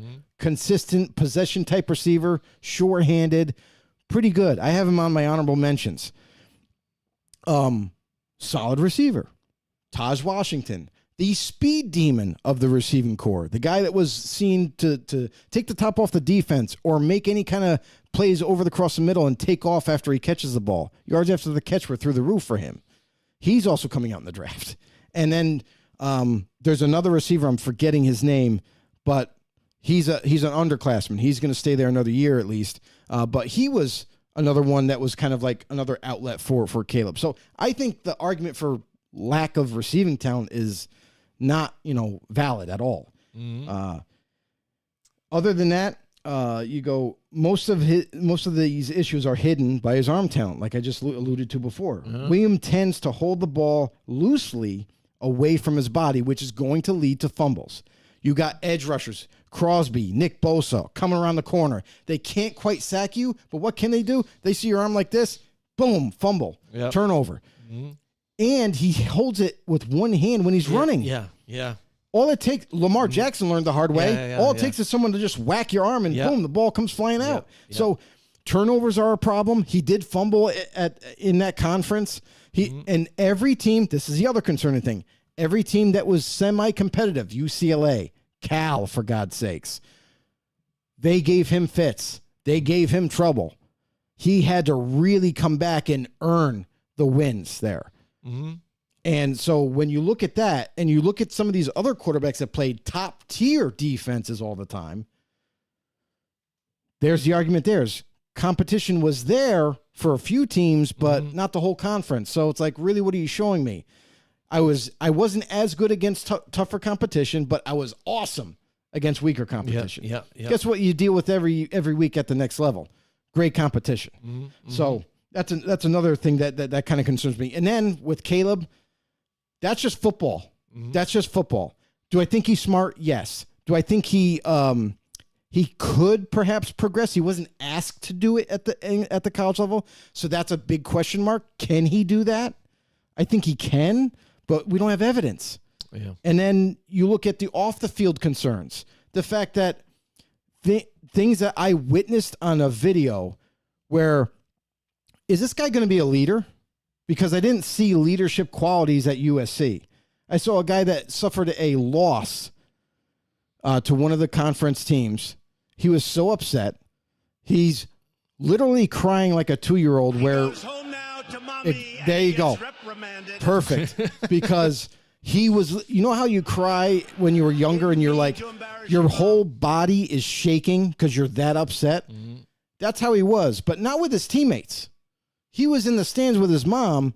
She was holding him and consoling him, but like he was so upset. He wasn't even with his teammates, wasn't leading the team saying, sorry, guys, I should have done better.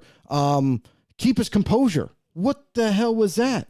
And then being coddled almost. Exactly. You know what I mean? Coddled his life. And then on top of that, there's other concerns. Mm-hmm. We talk about Keenan Allen showing up to his pro day and him trying to ignore Keenan Allen as he's walking by him, like literally just going out of his way to look to one direction to walk by Keenan Allen to get ready for his pro day. And then all of a sudden Keenan walked up to him and said, yo, how you doing? He's like, oh, what's up, man? Like you didn't mean to purposely walk by him and ignore him. Yeah. That doesn't strike me as leadership. That doesn't strike me as a locker room guy, a guy that's going to get along with everybody. Mm-hmm. And then on top of it all, you have him and his father asking clubs for partial ownership. Partial ownership. Yeah. Guess what, Caleb? If Aaron frickin' Rodgers can't get it, you're not getting it as a rookie that hasn't proved anything. A snap in your life in the NFL. So lots of red flags for me character-wise. And there are similar concerns with his football play in general. So I'm not on my knees for Caleb Williams like the rest of y'all. Right. And like you said, this is even your top 10 where you think talent-wise or just overall in general, and even career, because you're probably dead right on what some of this is. Mm-hmm. A lot of these other top 10s, again, they're looking at, I think even the Bears are sold on this. He's got to be the number one. This is what we like about him, blah, blah, blah. And I think what some people fall in love is the fact that a lot of the things he does is very Patrick Mahomes-ish, but not at the right times. Like Mahomes is smart enough to do it when he needs to do it, kind of in a sense. Well, he had to do it all the time. It just seems like he has a little bit of that, but I think it's enough that it's going to get him in trouble, especially getting into the NFL. Like you said, especially palming a hand like this, throwing it awkward or whatever, or whatnot, and trying to make something happen. And then again, good defenses picking up on some of it. The one thing that you can't account for is the fact that his offensive line wasn't that good. So we will never have footage of him sitting in the pocket, looking one, looking two, looking maybe 3 or 4, and then making a decision whether to run or throw it. Mm-hmm. We don't get that luxury because his offensive line wasn't that good, but he had decent receivers to throw to. So it's like you're never going to get that out of him. And because that simplistic offense, maybe they dummied it down because they didn't want him to overthink, and they just wanted him his athletic talent to take over in games. Because listen to this, coaching staffs at college level, they're not grooming them to be successful in the NFL level. They're grooming them to be successful in the here and now in college so they can win a national championship. Because college coaches are worried about their jobs. They're not worried about this kid making it to the first round of the draft at the next level and be successful. Yeah. They're worried about right now. That's their job. So I think that also limits them too in that aspect. All right, get to Joe Pratt. He says Caleb Williams is a wannabe Mahomes. There you go. And a crybaby like Mahomes as well. There you go, right? Yeah, could be. He's got Brendan Rice in his top 10. Yeah. I'm curious, Joe. I need you to send me your top 10 because it seems like every receiver that's not in my top 10 is in your top 10. There you go. Yeah, it is funny. He said he had Addison last year. Right. He had Addison last year, but even this year, he had decent, talented receivers. Caleb Williams needed to be coddled like Mahomes' wife coddles him. It's illegal for him to own and be a player. Yeah, we already knew that. Yeah. We knew that. That's why it's preposterous. Yeah, it's absolutely ridiculous. Especially from somebody that hasn't proven anything yet. And Restream, the software we use, just congratulated us. And congratulations to you know-it-alls out there for getting us over 100 messages today with Restream. Thank you so much, We got a trophy. Thank you so much, everybody. Thank you, Joe. Joe, I think, has almost done that single-handedly. Hashtag know-it-all. I think Joe is the MVP of today's podcast. He is the MVP of the show today. Absolutely. And now we get into the top 3. The top 3, Joe. We've had a lot of excitement, a lot of conversation. Caleb Williams is out right there at your number 1. Screw that guy. It's saucy. Oh, it's saucy, all right. He should be Mahomes' backup, he's saying right now. And he might be. He could. They just picked up a shitty backup. That's the thing, Joe. That's the thing, Joe. We really do appreciate you. Yeah. Thank you so much for all your comments, your questions, everything. But that's what makes the draft fun, because everybody has differing opinions about players. But here's the thing. I want to make this perfectly clear. And I know I was going to try to wait till the mock draft, but yeah. all of these rankings that we do, or anybody else out there that does rankings, you have to remember that these players that we have listed does not mean that we think they're better than the guy below them or anything like that. It's just that we're trying to find nuances that we can nitpick to make our judgment or ranking between all these guys. It's very hard to do so because they're all really good in their own way. They're all really good. So, and just so you know, we've done the homework. We've looked at past drafts before, and we will evaluate the 2021 draft coming up. Yes. Where we kind of take a look to see in the first round, how good did teams do? Did they do poor? Did they do great? Did they hit or miss? And that's a rough one because we kind of peeked at it real quick, and it looks like 50%. 50%, half of the first round were busts. Yeah. That's the crazy thing. So remember that when you get, and I have to remind myself this, we got to remind you as a Giants fan that we can't always overreact to the pick that they make until we get more information. Because these teams do more than just say, does he fit our scheme? Yeah. Okay. Is he a good football player? Absolutely. But, hey, he's a great locker room guy. Mm-hmm. He's got a great demeanor. His work ethic is through the roof. He loves, he's easy to get along with. Like all those things, as much as you might not think that comes as a part of it, it is. All those different variables. So just keep in mind all that. It's going to be funny to see how this all shakes out, though. Mm-hmm. Absolutely, Joe. And again, it's about projections. Nostradamus hasn't even been fully correct even right now. And he's one of the most famous projection guys of all time.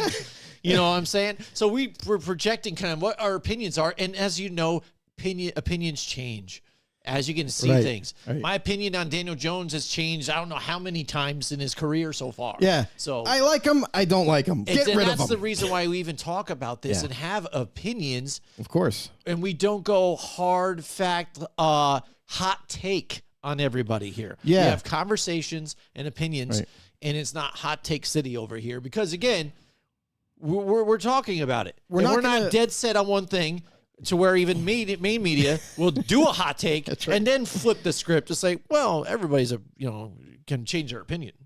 Yeah, right. We're not going to be Colin Cowherd or Skip Bayless and say, hey, guess what? I heard that the Bears are going to trade out of number 1. Right. And they are going to take a running back with the 9th pick. Yeah. You know what I mean? It's not going to be that ridiculous. So, absolutely. Joe also had to say, he goes, I've been into the draft big time. I remember at like 13, I really got heavy on the draft and studying players. Draft books, watching players back even to their high school film. Even today, I do that at 37 and started at 13. Boom. Draft time is my favorite part of the year, even more so than the season itself. And you know what? I'll tell you this right now, the offseason in general for me is the most exciting time as a football fan because not as just a Raiders fan or any other fan out there, but it's also a time where change happens. Mm-hmm. It could be a coaching staff. It could be players going from one team to another, whether it be trades or free agency. And then you got the draft on top of it all. That to me is the exciting part. Is what you're able to do to make your teams better in the offseason going into the next season. And that's what's exciting. Yeah, I've gotten bigger into it as we go, year to year even. And yes, it is definitely exciting to see. I love the atmosphere when we go to watch it too as well. It's awesome. And, electric. To see what happens and what the big surprises are. Electric. So. It's electric. Boogie, woogie, woogie. We did not have to go there. Yeah, we did. All right. So anyways, your top 3 is here, Joe. All right. And at 3, I have J.J. McCarthy from Michigan. Mm-hmm. Reason why I have J.J. McCarthy at 3 is, and everybody out there is talking about how he doesn't have enough tape on there. He doesn't have enough passes and everything to kind of really get an idea. He played in a Michigan offense that ran a lot of times. And you're right. That's all true. But what you have to do, and we talk about projection, we talk about nuances in their games and what we like, what we don't like. And I got to say, even though J.J. McCarthy has a limited catalog, you have to extrapolate out of those passing plays and kind of mirror it against the rest of the competition. So in those little bit of passing plays that he did compared to others, he did a really good job. And a lot of the things that I really liked about his game is the fact that his football IQ is crazy good. There was a scenario at the combine where he went to said team and they gave him 8 formations to study. He said, okay. And they're like, okay, we're going to ask you questions about all 8. What formation is this one, that one, 1 through 8, right? They asked him every single formation, and they're all different formations. He got every single one of them correct. And they were complicated. It wasn't something, and they're like, oh, why did you say that was a cover 3? And he's like, oh, because I can see the safety, his heels up, so he's going to be backpedaling. He's going to be getting out of there. He would pick up nuances of players, not even seeing them play, but he would just see the photograph or see what, and he would pick up on little minor things like that and say, oh, well, that's cover 2, that's cover 3, that's man coverage, that's bump and run, and get them all right. And that just shows you right there, processing information and getting it all correct, and decision-making is crazy. So he's very smart. He's still young at 21 years old. He's got the body type that you like. He's very athletic. He can run, and he's actually quite fast for a guy that I didn't anticipate him being that fast, but he is. Gets out of trouble very easily, almost, effortless at times. Has a cannon for an arm. And the other thing is his negatives are like not as consistent in ball placement. Sometimes he throws it a little too far for the receiver, throws it like too low or whatever. Maybe sometimes he misses up high. But when it's crunch time, it seems like that's when he's so much more focused that he just he nails it. The accuracy is pinpoint. His decision making when he needs to create more time, like a Caleb Williams. He doesn't do the same way, but he creates more time, and it still keeps his eyes down the field, looking, then finds the guy, and then boom, gets the ball there for the first down or 5 yards or whatever. He does a lot of things very well, but it is in a limited capacity, so you're hopefully projecting it the right way because you don't have a large volume of plays. But then you look at him being able to utilize his legs, like we mentioned before, but also tacking down the field. We've seen times where he fakes a handoff and then he takes off right up the middle, and the dude runs for 20, 30 yards before he's touched. So, yes, there's inconsistencies in his game, just like everybody else, but there's also some things that you really, really like in J.J. McCarthy's game. So because he already has the knowledge, because he already has, some of the attributes that you like in a starting caliber quarterback, he still needs to refine some things. His footwork needs to be a little bit better, when he's planting and then stepping into the throw. And that could also lead to some of the inconsistency issues. Footwork plays a huge role in quarterbacks. So if the coaching staff at the next level can correct those issues and everything, I definitely see this guy being kind of like a starter-worthy type of quarterback and has great a high ceiling for him at the next level. I think that when you look at his limited passing attempts, and they're all very successful, he's got elite traits. Even though he didn't pass as much, he wasn't asked to do. Is that his fault? Right. No, it's not his fault. And as much as everybody's going to nitpick and say, well, just throw him out of the top 5 because he didn't have enough passing attempts. But what if you're throwing away a franchise quarterback that could really turn your team around? So I like J.J. McCarthy. I like him better than most. And there's not as many red flags to me as like a Caleb Williams, as like a Drake May. I think J.J. McCarthy has better tape, going into the draft, that I gave him the nod to 3. And not a lot of people are going to be gutsy enough to do that, but I am. I'm going to do it. And I'm going to stick to my guns too, because two or 3 years later down the road, we're going to come look at this again and be like, Wow, I really freaking missed on J.J. McCarthy, huh? Maybe you hit. Or, man, did I nail that? So, that's the fun part of it. That is the fun part. Joe is heating up the lines here. What else did he say? He goes, also just hearing these players' stories off the field, what they've been through, how they grew up and acted. My Wolverines national champions, baby. There you go, Jim. You got another Michigan Wolverine in the house. I knew there was something about you I liked. That's right. Joe said, does Harbaugh stun the NFL and draft McCarthy and trade Herbert? We talked about this earlier in the show. That would be stunning. It's a very hot take, but it would also like cost Jim Harbaugh's job. I would think so, because you already have a proven quarterback in Herbert. It doesn't make sense to roll the dice with JJ and then hope that he does pan out, because if he doesn't, it's the end of his job. They don't have a quarterback anymore. So I think that's too big of a risk.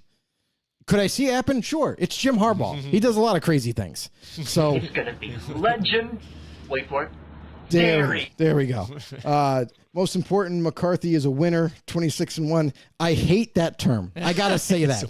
I hate he's a winner. Because a winner does Jimmy Garoppolo was a winner at one point, right? Joe? Yeah, and that was the argument for Raider fans. Joe, you know this. Everybody said, hey, we're getting a winner. We're getting Jimmy Garoppolo. He's a winner. We're going to be fine. And, you know, Derek Carr, it's fine that he's gone. But guess what? Just because you're a winner, Jimmy Garoppolo, as much as everybody kept saying that term, he became a loser. Not very good. Definitely bottom of the barrel. And the last free agent quarterback that was signable. It was crazy. So, but JJ Wood said it, and he you said- heard it. he- Then it made a noise.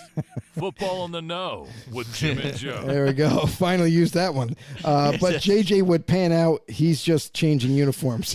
There you go. I hated that pickup with Jimmy G. Absolutely, Joe. I agree with you. I wanted to keep Carr. And listen, I could go on for hours about Carr, but yeah, it is what it is now. I'm pissed off. And the Raiders are in the position they are in because of Josh McDaniels. So it is what it is. Now, can we get to the number 2 Can quarterback? we get to the number 1? Carr gonna get smacked up talking shit to Crosby. Yeah, but it's all in fun. Like anybody that takes that serious, like if you know Carr's joking with Crosby, Crosby's joking with Carr. It's all for fun. Like it's nothing serious. I think it was hilarious actually. He's like tried to say that he's gonna, when he sees Crosby this year, he's gonna go smack him, and it's just like, dude, That's good. they all know it. It's all for fun. Yep. Here we go. Last 2. Number 2. I struggled with this one because these are probably my 2 favorite quarterbacks, and for different reasons. Jaden Daniels, I think, has the most elite traits out of any quarterback, has the highest ceiling out of anybody in this draft. I think this dude could be Pro Bowl, like if he develops right. And that's the biggest thing, is he has to develop the right way. But man, there are some concerns too. Like if he develops right and he does all that thing, but man, this kid's got to get bigger. He's too slender. He's too light for his size. He's very tall. He's 6'4"-ish, 6'5"-ish, something like that. But he's 210 at 6'4". Yeah. I remember in high school as a senior, I was 6'1", but I was 190. And I was thin. So now stretch me out, right? And put an extra 10 pounds on me. That looks pretty slim. Absolutely. So Jane Daniels concerns me at the next level with his lightweight. Definitely needs to get in the gym, put some pounds on, put some muscle on, so he can be able to take on some of these hits, like Lamar Jackson had to do. Yeah. But his Even like what we saw with Tua. his lower region though is fairly built, so there's not too much concern lower, but definitely upper body he needs to build up. I want to get to my notes here about him so that way I don't miss One thing anything. I did notice before you get to your notes, even too, back shoulder passes, things like that, really elite, on top of it. Pre-snap reads, you know what I mean? It's crazy. It's great. The knock on him from a lot of scouts or whoever out there, people like us that are monitoring these guys. Yep. So a lot of people are saying that, oh, well, he's scared to throw over the middle. And I had someone ask me that. I'm like, really? I'm like, is that what you think? I'm like, here, let me give you my theory on Jaden Daniels. No, he's not afraid to throw over the middle. He has thrown over the middle. Not as much, But when you have Brian Thomas on one side and you have Malik Neighbors on the other, why would you throw to the middle when those guys are always going to get open? Yeah. That's why he threw it outside. He threw it outside more than the middle because of that. Yep. And if defenses were smart enough and they double team both guys, then he would throw over the middle. Then he would attack it. Like, there's this kid out of LSU too. He's going to be an up-and-comer. His last name is Lacey. I saw him on the film, and I'm like, who's this kid? He's going to be the next guy that comes out of LSU as a wide receiver. But none to say the least, Jaden Daniels, I do not think is scared to throw over the middle. The other thing is he has inconsistent throwing motions, which hampers his accuracy, timing, and power sometimes because his upper body mechanics doesn't match with his lower body mechanics sometimes. And it's not like he can't make the throw like that, but you want your quarterback to be systematically correct up and down. So if he's able to do that, you never have to worry about accuracy issues, power issues, velocity on the football, and what have you. So that can all be addressed at the next level. Obviously, we talk about footwork and what have you. Mechanics will be a thing at the next level. Also faces issues connecting his throwing motion. I just kind of alluded to this. But all in all, that's kind of like the only thing I really see for him to work on. That and size needs to get bigger. Yeah. But when you look at everything else in his game, he runs and he gets his comparison a lot because of his stature, Lamar Jackson-esque. His acceleration is crazy. In 2 steps, he's at top speed. And it makes it almost looks like Madden, where you hit the turbo boost and the guy's like, boom, gone. He's like, but he's so difficult to tackle in the open field. He makes people miss like Lamar Jackson. I'm not going to say he's the same, but man, is he elusive, and he has to be.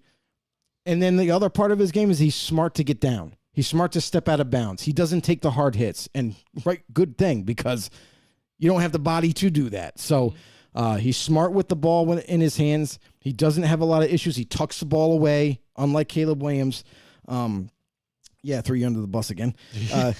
But Jaden Daniels is a God-gifted athlete, especially with his running ability. Super fast, acceleration's crazy. His throwing power's through the roof. His accuracy, oh my God. Some of the throws that he made to Neighbors, and it's not because of Neighbors being a great receiver.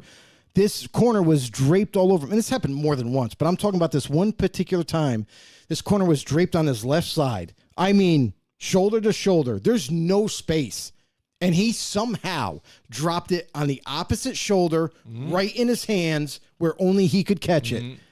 And he did that multiple times with Brian Thomas, with Neighbors, with Lacey, with their tight end. Like, good God, he's got a lot of talent. And if he's able to refine it at the next level, he's going to be super dangerous. He could end up being the number one easily, hands down, the best quarterback. But again, just like all these other quarterbacks, they all got to work on something. They all got to get that done in order to reach their potential. So Jaden Daniels, that's the only reason why I have him at 2, is because size concerns, just like Bryce Young had. He had height concerns and he had size concerns. And we saw him get wrecked at Carolina this past season, where he took a lot of hits, and surprisingly, he kept getting up. But it's going to take a toll. So if they don't shore that offensive lineup, it's going to be a problem. That's what I worry about with Jaden Daniels, is being able to stay durable, stay on the field. The best ability is availability at the next level. If you can't do that, look at J.K. Dobbins. He might be out of football after next year if he gets injured again. So Daniels, love the kid. He's my favorite quarterback, honestly, but I didn't put him at 1 because of a few of the concerns there. Talk about this real quick. Joe Pratt says if he wasn't he goes, is Neighbors and Thomas as good without Daniels if he wasn't the QB for LSU? It depends who the other quarterback would be. Right. Like, that's the thing. It's like, it depends who you have. So if they had a quarterback that was just accurate, maybe not as strong of an arm, but accurate or something like that, they would be electric.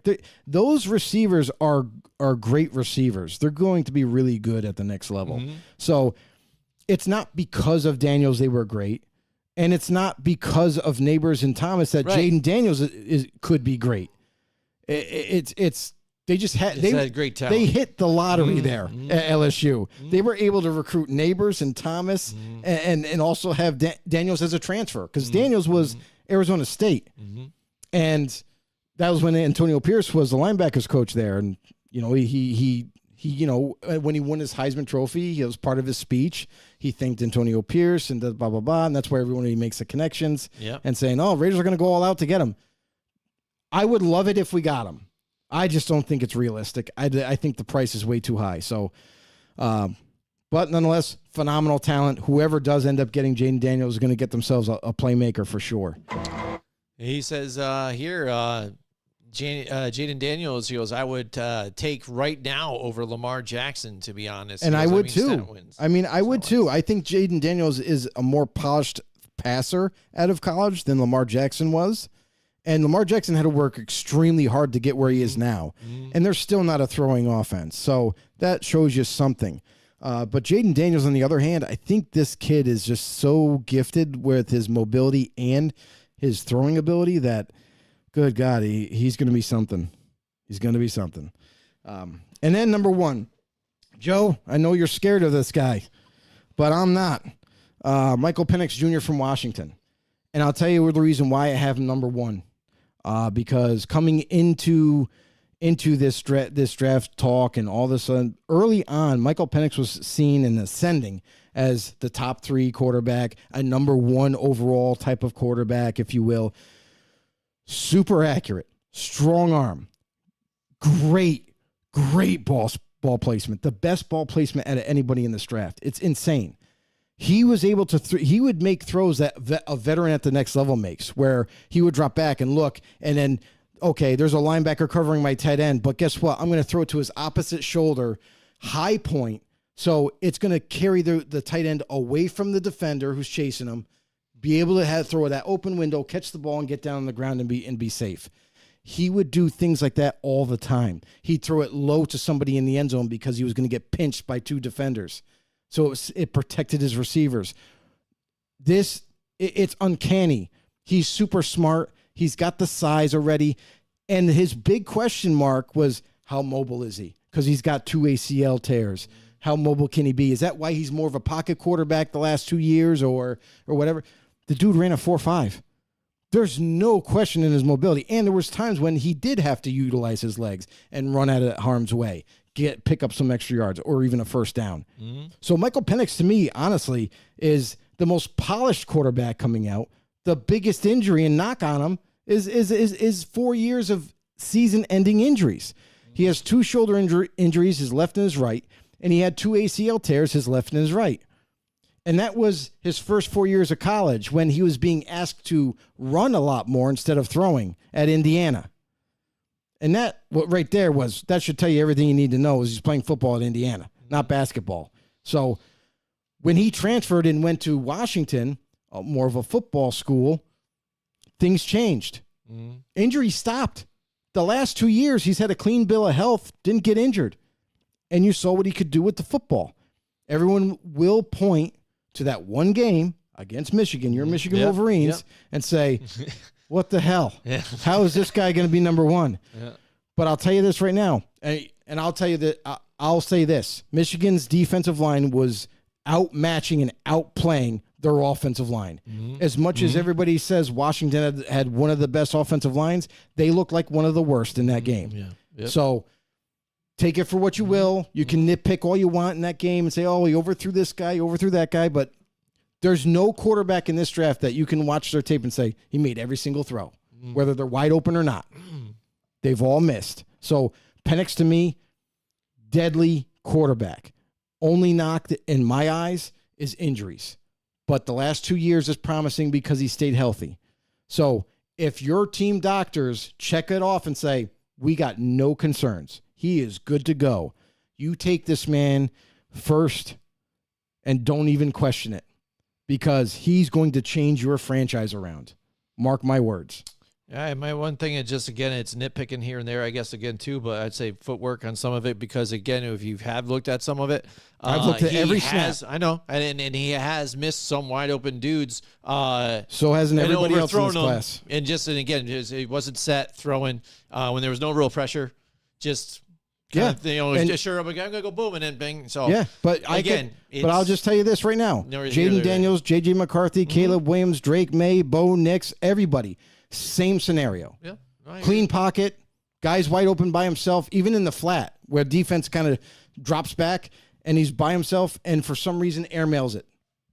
They have all done it. So it's like even bringing that portion of their tape up, they've all done the same thing. So, and at the next level, I don't care who it is. I don't care if you say Patrick Mahomes. I don't care if you say Aaron Rodgers. I don't care whatever quarterback you pick. They all miss their targets even when they're wide open. It happens because of rushing, because of mechanics, like footwork and all that. It happens.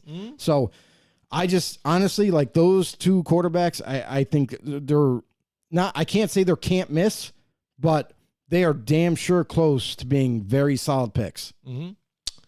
All right, Joe says, will those ribs hold up? Here he goes, because he said Michigan lit Penix up in the championship game, and he was agreeing on that We one. just talked about it. And he said that Penix does agree. He agrees with you. He does have great ball placement, and I love Penix. It's just his injuries. And that's it. That's right. If you ask anybody, that is the only concern about Penix. It's not about his throwing ability. It's not about his smarts. It's not about anything. Now it's not about his mobility, even though that used to be, because he checked the box, runs a 4.5. He's good to go. But what it comes down to now is, do we see those 4 season-ending injuries as so catastrophic, even though he's had 2 years of a clean bill of health, the past couple? Do we see those coming back? Can we get the medical evals and say this is fully healed, no nerve damage, no this, no that? It's like it never happened, you know, or is healed up as best it could be. You know what I mean? Where you have no concerns. If you have no concerns, you send the card in. Chicago, don't screw this up. There you go. And he also says, just a little bit back, but I'll tie it with his latest comment. He says Raiders should give up 3 first-rounders and a second and third round next year to move up for Daniels. Then he says, if Raiders draft Penix, would you be more happier with Penix over Daniels? If they draft Penix at 13, this goes right back to the beginning of the show, and I'll tell you, there's 2 things that I would like to happen. Obviously, I would want a quarterback that we could groom, but in order to help our team more and fill out the roster better, taking quarterback in the first round is not ideal. So you could hope that maybe Penix falls out of the first round because of injuries, and maybe you could steal him in the second round. Much like not the same scenario, but Derek Carr, same thing happened with him. Raiders were like, I think we can get Derek Carr. They took Khalil Mack in the first round. They waited second round. That was probably one of their best drafts ever. And then in the second round, Carr fell to them and they're like, holy shit. Yeah, we're going to take Derek Carr. And they got themselves a franchise quarterback in the second round. Hopefully that could happen in this draft, but it's not likely. Yeah. But we'll see. We'll see what happens in this draft. We don't know. This is going to be a crazy draft anyway. So who knows? And I think really it tails back to Sam Bradford. When that pick came out, number 1 overall, and still had the injury issues, and then throughout his career, He had a lot of concussions and everything. too. Yeah, but that was a major killer, and I think that's why some of these franchises do take the injuries just in to play just in case. It takes years for nerves to grow back. Yeah, we know that. I'm not saying he has nerve damage. Let's get that straight. Yeah. I'm using examples. If your team doctors check his medicals and have checked him physically, because that's what they do in these 30-day visits. They don't have time to do it at the combine. They got 15 minutes with the guy. Yeah. But these visits, they're able to medical check them, show them facilities, blah, blah, blah, blah, get to know them better. But if everything checks the boxes in terms of health, there's no question that you should take Penix. He's the most polished guy coming out, and he's the closest thing to being not as dicey of a pick. I just think the only question is injuries. But if you get the medical clearance, don't even worry about it. It's all good. Just make the pick. What else is Penix in general, or trade back into the first round for Penix? No, I know you're not saying that. I'm saying in general it's scary. No, absolutely. And that's the other thing is, remember Jalen Smith, linebacker from Notre Dame? Lot of concerns. If he didn't have any knee damage or nerve damage with that knee, Jalen Smith would have been a top 5 pick. Yeah. He was seen as that great of a player. So he slid all the way into the second round, and then the Cowboys took a risk on him, right? And, yeah, there was a lot of, they did procedures. That nerve damage came back slowly, but came back enough to where he was able to play and have a successful career for the Cowboys. So they rolled the dice, and they ended up winning out of it. High first round talent. They were able to give him a second round because of that. All that. Mm-hmm. They said, me, myself, having 19 surgeries, 10 kidney surgeries, completely torn ACL, and some others, it's scary. And I have nerves that still haven't grown back fully yet. It's still numb in that area. Yeah, Joe. That's crazy. Crazy having that many surgeries, too. Yeah, it's insane. You should have stopped doing the circus as much as you did. But anyway, quite honestly, injuries are very scary. You're absolutely correct about that. And teams are very wary about that. So and here's how crazy it is, right? I don't agree with this whole thing, but say a player, let's just say Neighbors, right? Mm-hmm. Highly sought after, maybe even the number 1 wide receiver. But what happens? He's out with the boys. He's playing basketball. Tears his ACL at a basketball game. He's just hanging out, playing, recreational. Yep. Tears his ACL 2 days before the draft. Holy shit. Yep. It's an ACL tear, though. This is common now. He's going to heal up. He's going to come back. He's going to be better. He's going to be really good. But teams see that. Oh, man. So there's 2 things that happen. Neighbors, this is stupid because you played recreational basketball knowing that you have the draft coming up. You risked injury. You had an injury, and it's an ACL tear. Mm-hmm. Guess what? You drop like a rock. You're not picked in the first round. Maybe not picked in the second round. Maybe. I don't know. Maybe top of the third you get picked. You cost yourself money because of a stupid decision, and that's how teams view it. Is poor decision-making, and you got it injured. Well, now we don't want you. Even though you're going to be just fine. It's just you're going to be picked later. Yeah. I don't agree with that assessment. If it's a common injury or something that you come back from all the time, like an ACL, then Neighbors should be picked. You still should take him early because you know that when he comes back, he's going to be good. Wait, yes. Yep. Absolutely. But that's how a lot of teams view it some as. of them don't want to wait. And I get it. But at the same time, I don't get it. Mm-hmm. You get it? Yeah. Good. Let's see. What else did he say? It happens. My mom, God rest her soul, hated me for all the hospital time and surgeries. First surgery started at 5 and haven't stopped. Wow. Holy crazy. You just Santa play Claus hard, shit. man. Yeah. Wow. He just plays hard. Man, that's what he does. God bless you, bro. Yeah, absolutely. 5 years old, man. First injury. You know what's crazy? Crazy. As I haven't had an injury, and I've done some crazy, stupid things as a kid, but I haven't had an injury until I was older. Yeah, right. I told you at the flag football game, I broke my wrist. Broke your wrist, yeah. And get this, everyone. It wasn't even playing, because I played D-line. It wasn't even playing D-line. Yeah. It was running down a football field on special teams and colliding with someone. That's what did it. It's all chance. I mean, our buddy Zach, who just broke his finger, he didn't play linebacker the whole game. Yeah. And it was literally the last play of the game. He goes in because that guy got injured. Yeah. He plays linebacker and breaks his finger. Right. There you go. It's crazy. And me, so far for myself, I have done well and had not had any Good for you, bro. So good for you. Yes. So I haven't gone under for anything. All right. So I've been lucky.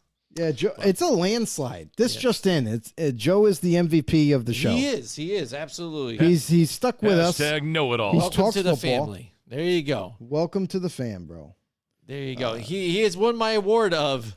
It's time for your Jimmy McFeet of awesomeness. That's right. There you go. You've just been awarded the Awesomeness Award. Awesomeness Award. Total in my life. If you added it all up, I spent 2.5 years admitted in the hospital total. Damn. Oh, wow. Damn, dude. God bless your mom. Mm-hmm. Jesus. Absolutely. Wow. That's a lot. It is. Well, we covered a lot. It is. You know, we did the top 10 receivers and the top 10 quarterbacks.